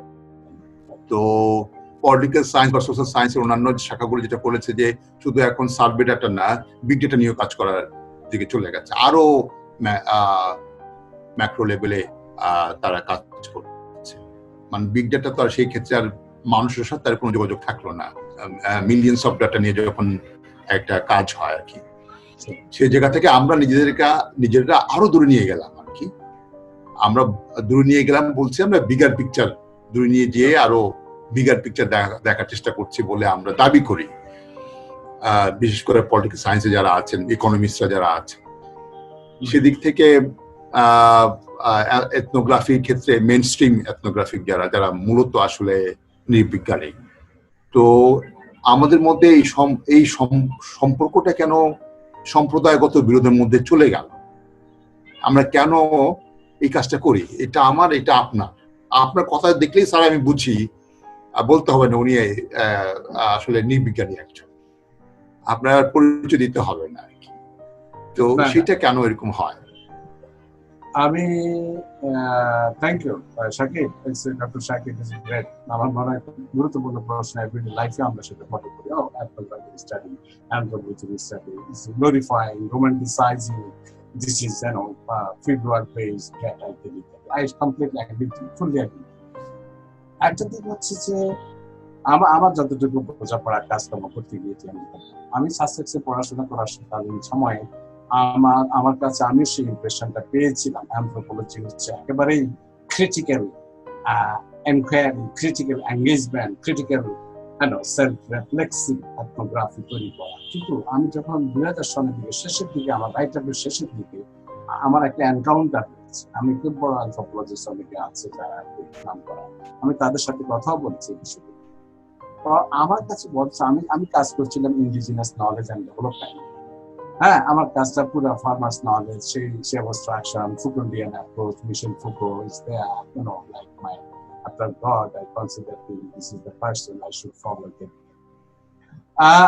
আমার কাছে মনে হচ্ছে যে আমি যে কৃষক সমাজ দিয়ে কাজ করেছি, সেই কৃষক সমাজকে বুঝতে গিয়ে ঠিক ডেসক্রিপশন দিয়ে পুরো বোঝা যাচ্ছে। কতক্ষণ একটা ঠিক ডেসক্রিপশন, বড় ভলিউম, পুরো ডিটেইল এথনোগ্রাফি তৈরি করা, সেটা পাঠক দেখতে হবে, অডিয়েন্স দেখতে হবে, বোঝাপড়ার বিষয়গুলো আছে। সেজন্য আমাকে ল্যান্ড হোল্ডিং ডেটা নিতে হয়েছে অবশ্যই। ওই ফার্মার্স কারা, তার ল্যান্ড হোল্ডিং কি অবস্থা, ওর ক্লাস পজিশন কি, ও কোন শ্রেণীতে আছে, কত জনের মালিক, এই অ্যাসেট গুলো যদি না জানি, কোয়ান্টিফাই না করি, তাহলে কোয়ালিটেটিভ জায়গাটা কিন্তু ওই ভরটা থাকছে না। শুধু ন্যারেট করলে, ন্যারেটিভস তৈরি করলে এই সংখ্যাগুলো থাকে। সেজন্য ইনকাম, সেজন্য ল্যান্ড হোল্ডিং, আমরা কিছু কোয়ান্টিফিকেশন আমাদের করতে হয়। এবং পরবর্তী পর্যায়ে পোস্টমডার্ন অনেক এথনোগ্রাফি, অনেক জার্নাল গুলো কোয়ান্টিফিকেশন করা শুরু করেছে 90s পরে।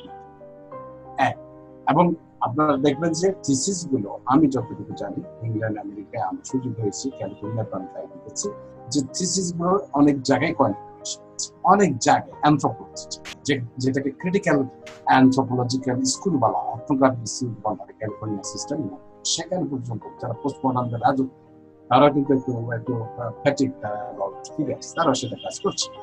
এটা হচ্ছে একটা দিক। আর দ্বিতীয়ত হচ্ছে আমার কাছে খুবই খুবই মানে একটা সিম্পলিস্টিক অবজারভেশন, যে কোয়ালিটেটিভ রিসার্চ করলে এথনোগ্রাফি হইতে পারে। Qualitative research, if you conduct qualitative research, আমি নিজেও দেখেছি, following qualitative research, one can produce such a dull ethnography. একটু অ্যাড করতে পারি শাকিল ভাইয়ের প্রশ্নের উত্তরে? আচ্ছা, আমি ওই যে আপনার জুলাইতে ইয়ের একটা কনফারেন্স হয়ে গেল, সোশ্যাল অ্যানথ্রোপোলজি অ্যাসোসিয়েশন যেটা আছে ইউরোপীয় ইউনিয়নের, তো ওদের ওইখানে আপনার একটা প্যানেল ছিল আর কি। সেটা প্যানেলটা হচ্ছে যে এথনোগ্রাফি অফ পার্লামেন্টস, মানে যেহেতু আজকের আলোচনাটা এথনোগ্রাফি অফ পার্লামেন্টস নিয়ে, তো ওই প্রসঙ্গে বলতেছি আর কি। তো ওদের আপনার এই যে প্যানেলটা, যারা পার্টিসিপেন্ট ছিল বা যাদের পেপার গুলো ছিল, আবার মানে প্যানেলের যেটা আপনি ডিসক্রিপশন ওইখানে দেখবেন যে ওরা আসলে প্যানেলটা ডিজাইনই করছে একভাবে অ্যানথ্রোপোলজিস্ট এবং পলিটিক্যাল সায়েন্টিস্টদের নিয়ে আর কি। যে ওরা চাচ্ছিল যে এই আলোচনাটাতে বা প্যানেলে যাতে অ্যানথ্রোপোলজিস্ট এবং একই সাথে পলিটিক্যাল সায়েন্টিস্টরা থাকে। তো আপনার যে প্রশ্নটা ছিল, আমার মনে হয় যে মানে এটা আমি ঠিক জানি না, এটা একভাবে প্রফেশনাল যে কনফ্লিক্টেড জায়গা থেকে আপনি বলছেন, কিংবা হয়তোবা বোঝাবুঝির যে জায়গাগুলো থাকে, তো সেটা আমি ঠিক জানি না। কিন্তু মানে এখন সোশ্যাল সায়েন্সে যারা কাজ করে, ইন্টারডিসিপ্লিনারি কাজের পরিমাণগুলাই বরং এখন বেশি, বা ওই জায়গা থেকে হয়তো কাজ করতে হয় আর কি। তো এথনোগ্রাফিতে যাদের এক্সপার্টিস থাকে তাদের কিন্তু আবার আপনার পলিটিক্যাল সিস্টেমে ওই এক্সপার্টিসটা নাই।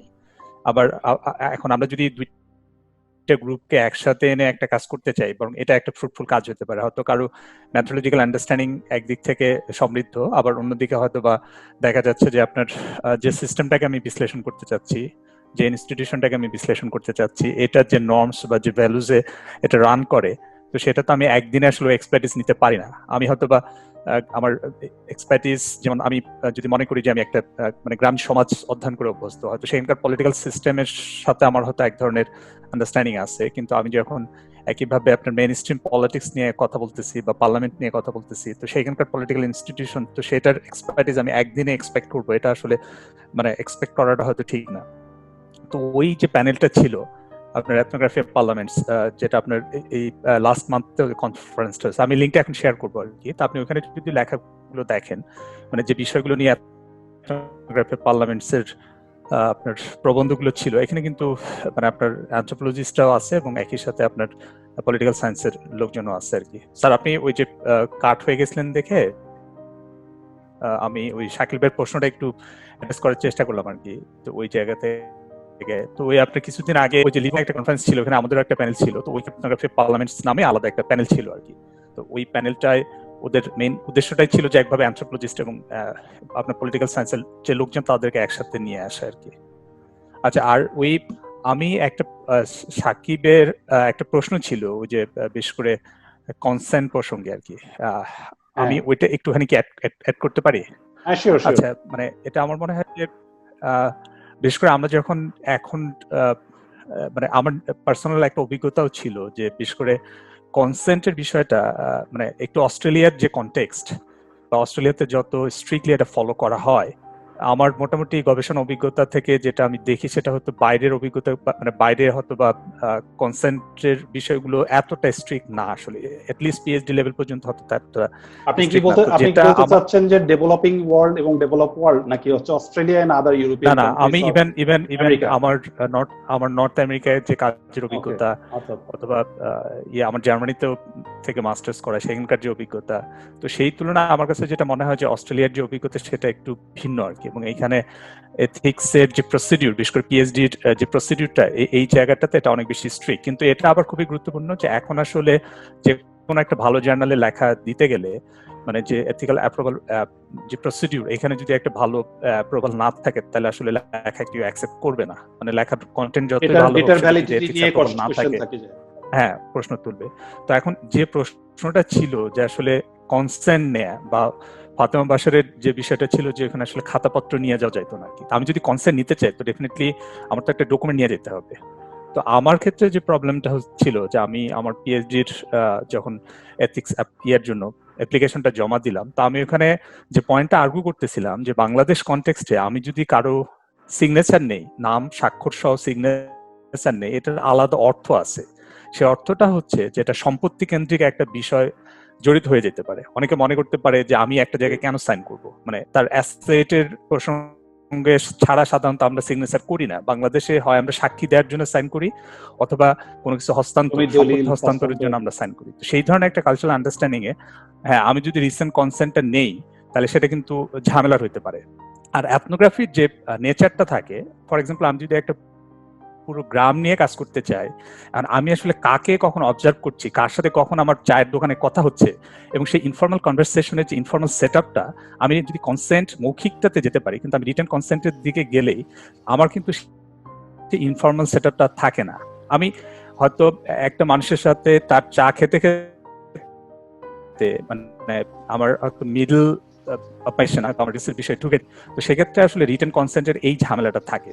তো আমি এই জায়গা থেকে আসলে ওদের সাথে আর্গু করছিলাম যে আমার এথিক্স অ্যাপ্রুভাল নেওয়ার জন্য যে আমার পক্ষে আসলে মানে যেটা রিটেন কনসেন্ট নেওয়া সম্ভব হবে না। আমি যদি বাংলাদেশে এথনোগ্রাফি করতে চাই, মানে রিটেন কনসেন্ট সম্ভব না, কিন্তু আমি ওরাল কনসেন্ট আমি নিব আর কি। তো তখন ওরা আমার সাথে এগ্রি করে যে হ্যাঁ ঠিক আছে, এই পার্সপেক্টিভ থেকে দেখার পর ওটা অ্যাপ্রুভাল দেয়। কিন্তু আরেকটা যেটা পয়েন্ট ছিল ফটোগ্রাফির ব্যাপারে, আসলে সেটা হচ্ছে যে পাবলিক স্পেসের যে ফটোগ্রাফি, পাবলিক স্পেস ফটোগ্রাফির এক ধরনের কনসেন্ট আছে, আর একটা হচ্ছে প্রাইভেট ফটোগ্রাফি। ফর এক্সাম্পল আমি একজন পার্লামেন্ট মেম্বারের ছবি তুলবো আর কি, তো ডেফিনেটলি তার কনসেন্ট আমার এখানে নিতে হচ্ছে। কিন্তু আমি একটা বাজারের ছবি তুলতে চাই, তো পাবলিক স্পেস ফটোগ্রাফির ক্ষেত্রে এই রুলটা একটু মানে আছে আর কি, এটা অনেক বেশি ফ্লেক্সিবল আর কি, যে এখানে কোনো স্ট্রিক্ট রুল নাই যে পাবলিক স্পেস ফটোগ্রাফি গুলো আসলে ব্যবহার করা যায়। আমার ক্ষেত্রে এই মানে ফটোগ্রাফ সম্পর্কেও একই সমস্যা হচ্ছিল। আমি যখন ছবিগুলো তুলে নিয়ে আসছি, তো আমার ফিল্ডটা যেহেতু ছিল মোস্টলি স্ট্রিট বেস, মানে স্ট্রিট এথনোগ্রাফি ছিল আর কি। তো এখন স্ট্রিটের যে কনটেক্সটটা বা নেচারটা, এটা যেহেতু একভাবে হচ্ছে মানে পাবলিক স্পেসের ভিতরে পড়ে, তো আমার পাবলিক স্পেস ফটোগ্রাফির ওই জায়গা থেকে আমি ছবিগুলো আমার পিএইচডি থিসিসে ব্যবহার করতে পারি। কিন্তু এগেইন সেটা আবার আমাকে ওই একটা কারেকশন নিতে হয় আর কি, কারণ প্রথমে আমার আসলে ফটোগ্রাফস নিয়ে প্ল্যান ছিল না। আমি যখন প্রথমে এথিক্স অ্যাপ্রুভালটা নেই, তখন আমি ফটোগ্রাফের কথা উল্লেখ করিনি, কিন্তু পরে যখন আমি ছবির বিষয়ে আসছি, তো তখন আমাকে ওটা দেখাইতে হয়েছে। তখন আমি যেটা দেখলাম যে অস্ট্রেলিয়ান যে ফিল্ম এবং ফটোগ্রাফস রিলেটেড যে এথিক্স আছে, ওখানে পাবলিক স্পেস ফটোগ্রাফির ব্যাপারে পরিষ্কার বলা আছে। পরে ওইটাকে আমি কোড করে দেওয়ার পরে ওইটা অ্যাপ্রুভালটা পাই আর কি। তো এনিওয়ে, আমার মনে হয় যে মানে বিশেষ করে কনসেন্ট থাকা বা এই যে এথিক্সের প্রসিডিউরটা, ইভেন আমি জাহাঙ্গীরনগরের এখনো জানি না যে আদৌ আমাদের কোনো সেন্ট্রালাইজ এথিক্স বডি আছে কিনা জাহাঙ্গীরনগরের ক্ষেত্রে। কারণ আমরা ওই যে মাঝখানে ডিপার্টমেন্টে এটা নিয়ে একবার কথা বলতেছিলাম, তো আমার মনে হয় যে এটা খুব সিরিয়াসলি আমাদের চিন্তা করা উচিত। কারণ অনেকে ভালো রিসার্চ করবে, কিন্তু সামনে দেখা যাবে যে এথিক্স অ্যাপ্রুভাল না থাকলে হয়তো ওই মানে ভালো জার্নালে আসলে লেখাগুলো পাবলিশ করা খুব ডিফিকাল্ট হবে। আর প্যান্ডেমিকের ক্ষেত্রে আর একটা যেটা ছিল আর কি, তো স্যার বলতেছিলেন যে আমরা সাইবার এথনোগ্রাফির জায়গাগুলো করি। তো আরেকটা হয়তো বা আমরা যে ম্যাথোলজির জায়গা থেকে, এথনোগ্রাফিক জায়গা থেকে হয়তো যেটা নিয়ে আসতে পারি, সেটা হচ্ছে অটো এথনোগ্রাফি। যে মানে আমার নিজের যে এক্সপেরিয়েন্স, সেই এক্সপেরিয়েন্স দিয়ে আসলে সমাজটা বোঝা। যেমন আমি যখন আমার ক্ষেত্রটা দেখি, আমি হয়তো অস্ট্রেলিয়ার একটা রিজনাল এরিয়াতে থাকি আর কি। তো আমি এখানে রিজনাল এরিয়াতে থাকলে আমার যে কানেকশন, আমি কিন্তু আমার বাড়ি হচ্ছে দিনাজপুরে, তো ওইখানে আমার মার, আমার বোন, ওদের কি অবস্থা, ওদের ব্যাপারে আমার কনসার্ন গুলো এগুলো সারাক্ষণ থাকতেছে, ওদের হেলথ কেয়ার। আমি যেহেতু মেডিকেল অ্যানথ্রোপোলজি নিয়ে কাজ করি, তো আমি যদি দেখি যে এই জায়গা থেকে আমার যে এক্সপেরিয়েন্সটা, সেই এক্সপেরিয়েন্সটা কিন্তু আমার মতো ইমিগ্রেন্ট যারা এখানে আছে অস্ট্রেলিয়াতে, তাদের এক্সপেরিয়েন্সের সাথে অনেক ক্ষেত্রে মিলে যায়। তো ওই জায়গা থেকে মানে অটো এথনোগ্রাফি হয়তো মানে এই প্যান্ডেমিক সিচুয়েশনে অ্যানথ্রোপোলজিস্টদের জন্য একটা সম্ভাবনা তৈরি করে দিচ্ছে। এবং এই কারণে ওই যে বিভিন্ন ব্লগে যে মানে রিফ্লেকশন নোটগুলো যেটা যাচ্ছে, সেই রিফ্লেকশন নোটগুলো তো আসলে একজন এথনোগ্রাফারের তার যে পার্সোনাল এক্সপিরিয়েন্স, সেটাকে হয়তো সে নিচ্ছে। এখন ঢাকায় যে এথনোগ্রাফার বা যে অ্যানথ্রোপোলজিস্ট বসে আছেন আর কি, সে কিন্তু দেখতেছে যে বাসাটাকে সে যেভাবে হসপিটাল বানাইতে হচ্ছে, সেখানে সেই অক্সিজেন সিলিন্ডারের ব্যবস্থা থেকে শুরু করে নানা ধরনের ইনিশিয়াল ট্রিটমেন্টের ব্যবস্থাগুলো রাখা। তো এইটার মধ্য দিয়ে কিন্তু হেলথ কেয়ারের ব্যবস্থাটা বোঝা যায় যে হেলথ কেয়ার আসলে কতটা অ্যাক্সেসেবল, সেটাকে কিন্তু একভাবে তুলে আনা যায়। তো সেটা হয়তো বা মানে অ্যানথ্রোপোলজিস্টদের জন্য একটা কাজের জায়গা হতে পারে। Thank you Sakib. আমি তো ইয়েতে ডিসকানেক্ট, আমি জানি না কেন হচ্ছে। শাকিল কি চলে গেছে? হিজ অফ নাও। শাকিল ভাই আছে স্যার। Shakil is that. আমি যেটুকু লাইভটা আমি পরে এটা আসি। জি স্যার, আমি আছি, প্লিজ বলেন স্যার।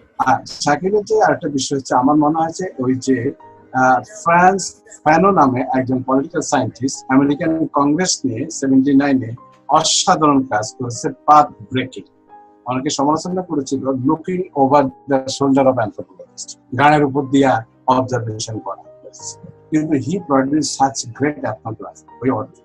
তো কাজে এথনোগ্রাফিকে একেবারে অ্যানথ্রোপোলজির সোল এই হিসাবে মনে করার কোনো কারণ নেই। এটা হচ্ছে প্রথম কথা। দ্বিতীয় কথা হচ্ছে যে কোয়ালিটেটিভ স্টাডি করার ক্ষেত্রে এখন তাবৎ দুনিয়ার এখন একটাই হচ্ছে কম্বাইনিং বোথ। কারণ শুধু ঠিক ডেসক্রিপশন এটা কনসালটেন্সি কাজে বা ডোনারদের জন্য বা আরেকজন জন্য অনেকে সেটা করে না, এটা হচ্ছে একটা দিক। আরেকটা দিক হচ্ছে এমনি নাম্বারের প্রয়োজনীয়তার কথা আমি কাটা হওয়ার আগে বলছিলাম, সেটা ফিগারসও আছে। আমরা ডেসক্রিপটিভ স্টাইলেও আমরা বর্ণনা করি এবং at the same time quantification করি। কাজে আমার মনে হয় এখানে চায়না ওয়াল দিয়ে ওইটা ওই গ্রুপ ইট ইজ রিডিকুলাস। এটা কোনোভাবেই এটা গ্রহণযোগ্য না। আমি অনেকগুলো গবেষণা কাজ করতেছিলাম, অনেকগুলো কাজ ছিল, সবগুলোতে কিন্তু আমি চেষ্টা করেছি কিছু number figures, definitely number figures Tux but doesn't give us not bold views of a particular event। সেটার জন্য হয়তো আমরা কেন প্রশ্নের উত্তর করি, কিভাবে প্রশ্ন করি, কেন 1 মাসের মাথায় ব্র্যান্ড টুথপেস্ট ব্র্যান্ড সে ব্যবহার করছে, সেজন্য হয়তো আমার অবজারভেশন দরকার। কত ঘন ঘন সে টুথপেস্ট ব্র্যান্ড করছে। এবং সমরেশ মজুমদার তার পূর্ব পশ্চিমের চমৎকার ভাবে লিখেছে, he was not an anthropologist, never he studied. হ্যাঁ বলো হ্যালো। হ্যাঁ, তো এই হলো একটা দিক আমরা যেটা জেনেছি। আর লাবিব, আচ্ছা, পরে চেক করছি নাম ডাকার পরে। আচ্ছা, hello Shakil, attract your attention please। আচ্ছা, আর যেটা কমিশনের কথা লাবিব যেটা বলছে, আমার নিজের অভিজ্ঞতা, লাবিব আমি তার লোকাল সুপারভাইজার ছিলাম। আসলে অস্ট্রেলিয়ান সিস্টেমে যে ধরনের ইথিক্যাল বিষয় আমি নিজেও হাঁপিয়ে উঠছিলাম সুপারভাইজার হিসেবে ওইভাবে প্রোভাইড করা। একই অবস্থা নিউজিল্যান্ডের ক্ষেত্রে আছে সেরকম। এবং ভেরি রিসেন্টলি আমার এক প্রাক্তন ছাত্রী, সে একটা ফান্ডের জন্য অ্যাপ্লাই করেছে অস্ট্রেলিয়া থেকে, এবং সেই ইথিক্যাল বিষয়ের কারণে সে ফান্ডটা পায়নি, অথচ চমৎকার একটা রিসার্চ প্রপোজাল তৈরি করেছে।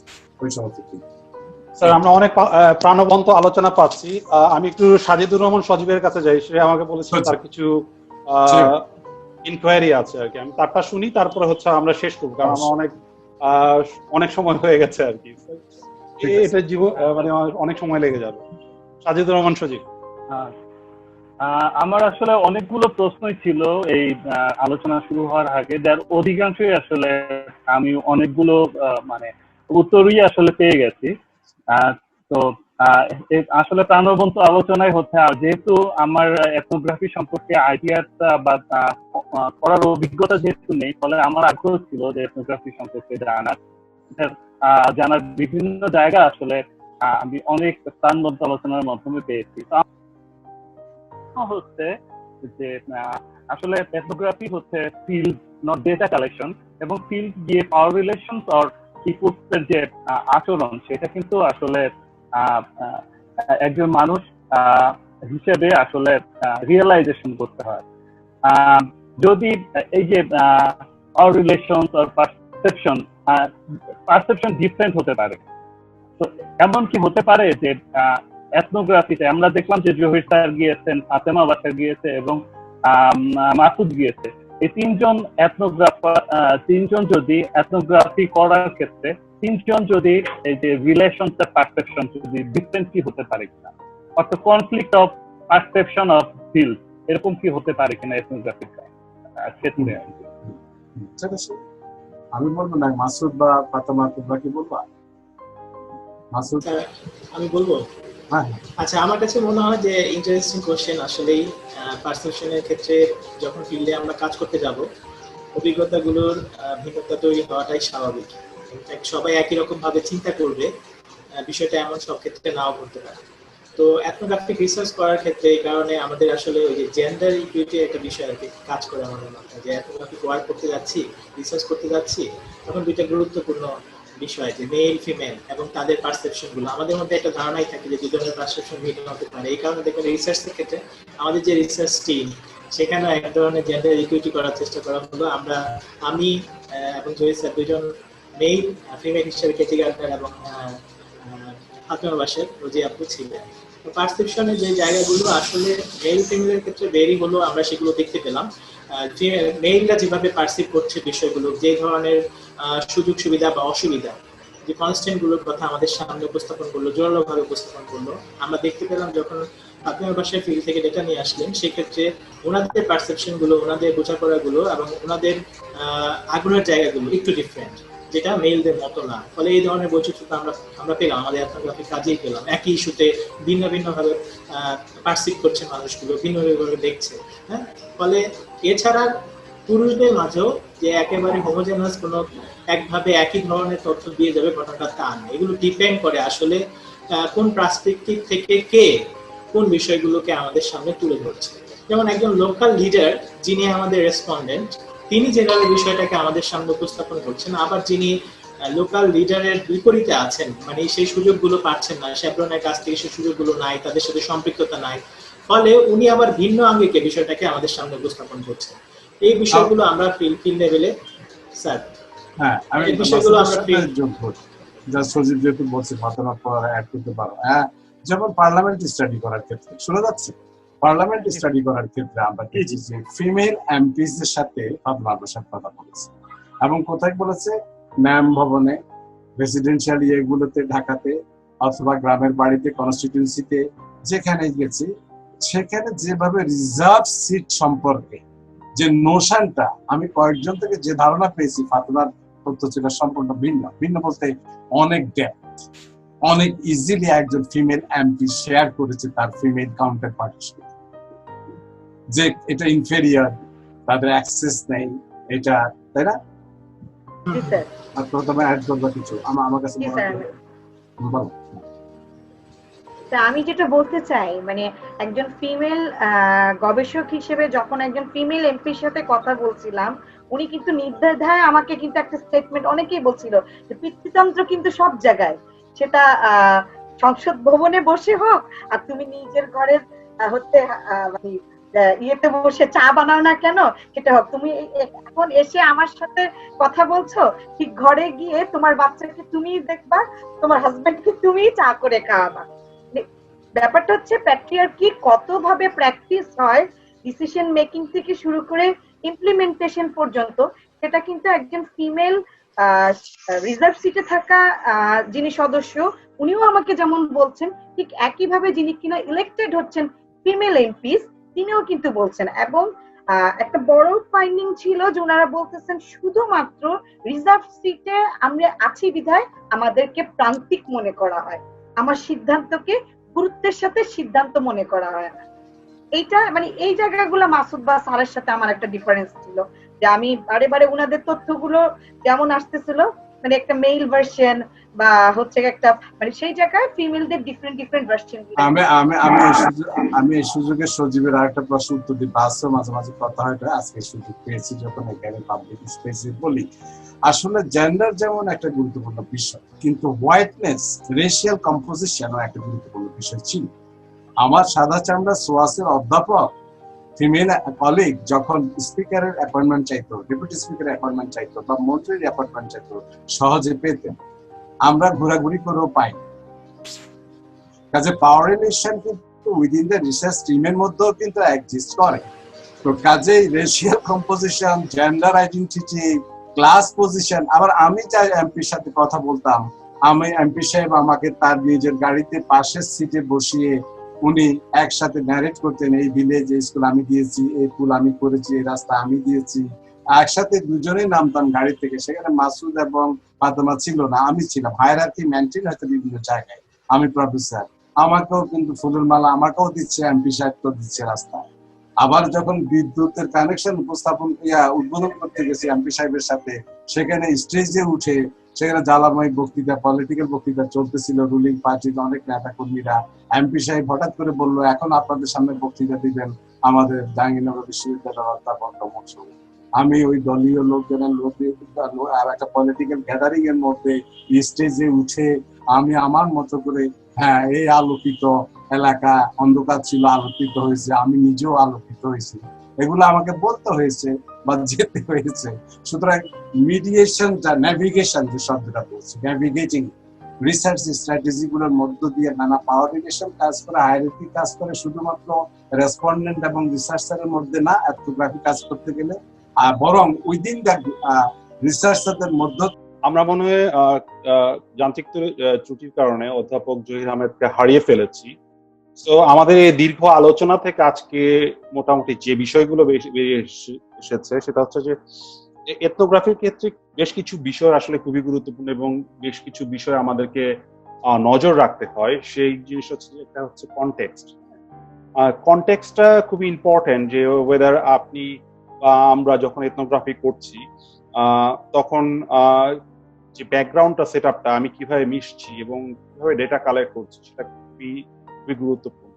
এবং সেই কনটেক্সটটাকে দেখে বিচার করতে গিয়ে যে জিনিসটা আলোচনা থেকে আরো বেশি এসেছে সেটা হচ্ছে যে এথিক্স, রিসার্চ এথিক্সটা মেনটেন করা। এটা টু সাম এক্সটেন্ট অনেক ক্ষেত্রে পসিবল হয়, আবার অনেক ক্ষেত্রে দেখা যাচ্ছে যে কিছুটা জটিল হয় অনেক ক্ষেত্রে। বাট রিসার্চাররা চেষ্টা করে তাদের রিসার্চ এথিক্সটাকে যত সম্ভব মেনটেন করা। যেমন প্রফেসর জহির আহমেদ বলছিলেন যে তিনি যখন এমপিদের ডাটা কালেক্ট করছেন, বা মাসুদ রানা যখন বলছেন যে তিনি যখন বিবিয়ানা গ্যাস ফিল্ডে ডেটা কালেক্ট করছেন, তখন এই বিষয়গুলোকে খুব নজর দেওয়ার চেষ্টা করেছেন। তারা নাম মেনশন করেননি বা তাদের সকল ধরনের পরিচিতি গোপন করেছেন। এদিকে আবার হচ্ছে অধ্যাপক মুজিবুল আনাম তিনি যে কথাটি বলেছেন সেটা হচ্ছে যে বাংলাদেশে এবং অস্ট্রেলিয়া, বিশেষ করে অস্ট্রেলিয়া এবং হচ্ছে কি বাংলাদেশের ক্ষেত্রে রিসার্চ এথিক্স অস্ট্রেলিয়াতে যেভাবে দেখা হয়, বাংলাদেশ বা সাবকন্টিনেন্টের আরো কিছু কান্ট্রিতে রিসার্চ এথিক্সটাকে অত স্ট্রংলি দেখা হয় না, কারণ এখানকার কনটেক্সটটা ডিফারেন্ট হয়। ডিফারেন্ট হওয়ার কারণে দেখা যাচ্ছে যে এটা ওরা যে গাইডলাইন্স বা মেনটেন করে সেটা মেনটেন করে আসলে বাংলাদেশে ডেটা কালেক্ট করা খুব ডিফিকাল্ট। সেক্ষেত্রে কিছু ফ্লেক্সিবিলিটি আছে তৃতীয় বিশ্বের দেশগুলোতে এথনোগ্রাফির ক্ষেত্রে রিসার্চ এথিক্স মেনটেন করার ক্ষেত্রে। প্রফেসর সাজিদুর রহমান একটা বিষয় নিয়ে এসেছেন, সেটা হচ্ছে যে বায়াসনেস, এবং বায়াসনেসটা হচ্ছে গিয়ে সেটা হচ্ছে যে চিফ রিসার্চার এবং তার রিসার্চ অ্যাসিস্ট্যান্ট তারা যখন ডেটা কালেক্ট করছেন, তার প্রশ্নটা ছিল এরকম, তারা যখন ডেটা কালেক্ট করছেন সেক্ষেত্রে এখানে কি চিফ রিসার্চার যিনি আছেন, যিনি মেইন এথনোগ্রাফার, হ্যাঁ, তার যে ইন্টারপ্রিটেশন এবং তার যে ধারণা একটা জায়গা থেকে ডেটা কালেক্ট করতে, সেক্ষেত্রে রিসার্চ অ্যাসিস্ট্যান্ট যেভাবে ডেটা কালেক্ট করছে এবং তারা যখন এটা পরবর্তীতে কোডিং করছেন, এবং সে কোডিং এর ক্ষেত্রে দেখা যাচ্ছে যে চিফ রিসার্চারের মতামত অনেক ক্ষেত্রে ইনফ্লুয়েন্স হয়। হ্যাঁ, এটা সত্যি, এটা হতে পারে, এটা হয় ক্ষেত্র বিশেষে। বাট সিস্টেমেটিক কোডিং এর মাধ্যমে অনেক সময় আলোচনার মধ্যে চারজনের আলোচনা, একটা টিমে যদি 4 জন থাকে বা 3 জন থাকে বা 5 জন থাকে, সেক্ষেত্রে অনেক কিছু নতুন কিছু বের হয়ে আসতে পারে, যেটা হয়তো বা চিফ রিসার্চারের গবেষণা এই ডেটা কালেকশন থেকে নাও আসতে পারে, এবং সেটা যদি সবাই এগ্রি করে সেক্ষেত্রে সেই বায়াসনেসটা কিছুটা ক্ষেত্রে রিডিউস করা যেতে পারে। এবং এক্ষেত্রে ফিমেল ক্যান্ডিডেটের সুবিধা অসুবিধা, ফিমেল রিসার্চারের, ফিমেল ইথনোগ্রাফারের সুবিধা অসুবিধার কথা আমাদের এই আলোচনায় উঠে এসেছে। এবং সেক্ষেত্রে ফাতেমা বাশার যে কথাটাই বললেন যে being a female, when she went to collect the data, তিনি ডেটা কালেক্ট করতে গিয়ে সেক্ষেত্রে কিছু যেমন অসুবিধার সম্মুখীন হয়েছেন, আবার কিছু সুবিধার তিনি পেয়েছেন। কারণ অনেকে দেখা যাচ্ছে যারা ফিমেল যারা ছিল, রেসপন্ডেন্ট ছিল, তারা খুব সহজে তার সাথে মিশছিল, সহজে তার সাথে কথা বলছিল। তো এবং হচ্ছে গিয়ে তিনি আলাদা হয়ে সেক্ষেত্রে ডাটা কালেক্ট করতে পেরেছেন। আবার ক্ষেত্র বিশেষে কিছু কিছু এলাকাতে তিনি সমস্যার সম্মুখীন হয়েছেন। তো এটার সুবিধা এবং অসুবিধা আছে। এবং তিনি আরো একটা জিনিস বলেছেন যে মহিলা এমপিদের সাথে যখন তিনি কথা বলছিলেন, তারা খুব সহজেই পুরো বিষয়গুলোকে তার কাছে এক্সপ্লেইন করছিলেন, কিন্তু দেখা যাচ্ছে যে সেটা হয়তোবা যখন পুরুষ রিসার্চাররা তার ফিমেল এমপিদের কাছ থেকে ডেটা কালেক্ট করার চেষ্টা করছে, সেটা তারা সেভাবে পাচ্ছে, সেটা পেতে সম্মুখীন হয়নি। এখানে অধ্যাপক জহির আহমেদ আরেকটা কথা নিয়ে এসছেন যে রেশিয়াল ইস্যুস, যেটা অর্থাৎ যে সাদা চামড়া বা হোয়াইট পিপলদেরকে যে যখন হচ্ছে গিয়ে আমাদের দেশে ডেটা কালেক্ট করতে যায়, তারা যখন এমপিদের অ্যাক্সেস চায়, হ্যাঁ, তারা কিন্তু খুব সহজে পেয়ে যায়। বাট সেক্ষেত্রে লোকাল রিসার্চাররা খুব সহজে কিন্তু সেই অ্যাক্সেসটা পায় না। সো পাওয়ার রিলেশন, ইন্ডিয়ান যে জিনিসটা হচ্ছে যে পাওয়ার রিলেশনশিপটা আসলে সব জায়গাতেই আছে, এই জিনিসটাও আমাদের এই আলোচনা থেকে মোটামুটি ভাবে উঠে উঠেছে। সো আমরা এই আলোচনা থেকে অনেক কিছু জানতে পেরেছি এবং অনেক কিছু কভার করেছি। আসলে এথনোগ্রাফিকে বোঝার জন্য 2 ঘন্টা 1 ঘন্টার মধ্যে আসলে খুবই জটিল, খুবই মানে এটা আসলে বলা যেতে পারে এটার জন্য এথনোগ্রাফিকে বোঝার জন্য এটা পর্যাপ্ত সময় নয়। এথনোগ্রাফিকে বুঝতে হলে আসলে আরো সময় দিতে হবে, আরো জানতে হবে এবং এথনোগ্রাফারদের সাথে মিশতে হবে এবং এথনোগ্রাফারদের সাথে কনভারসেশন যদি আমরা কন্টিনিউ করতে থাকি, হয়তোবা আরো একটা সেশন বা আরো একটা সময় আমরা আলোচনা করে এটা জানতে পারবো। এতক্ষণ আমাদের সাথে থাকার জন্য আপনাদেরকে অসংখ্য ধন্যবাদ। জিপিপিএন এর পক্ষ থেকে অসংখ্য ধন্যবাদ এবং সবাইকে আন্তরিক শুভেচ্ছা জানাই।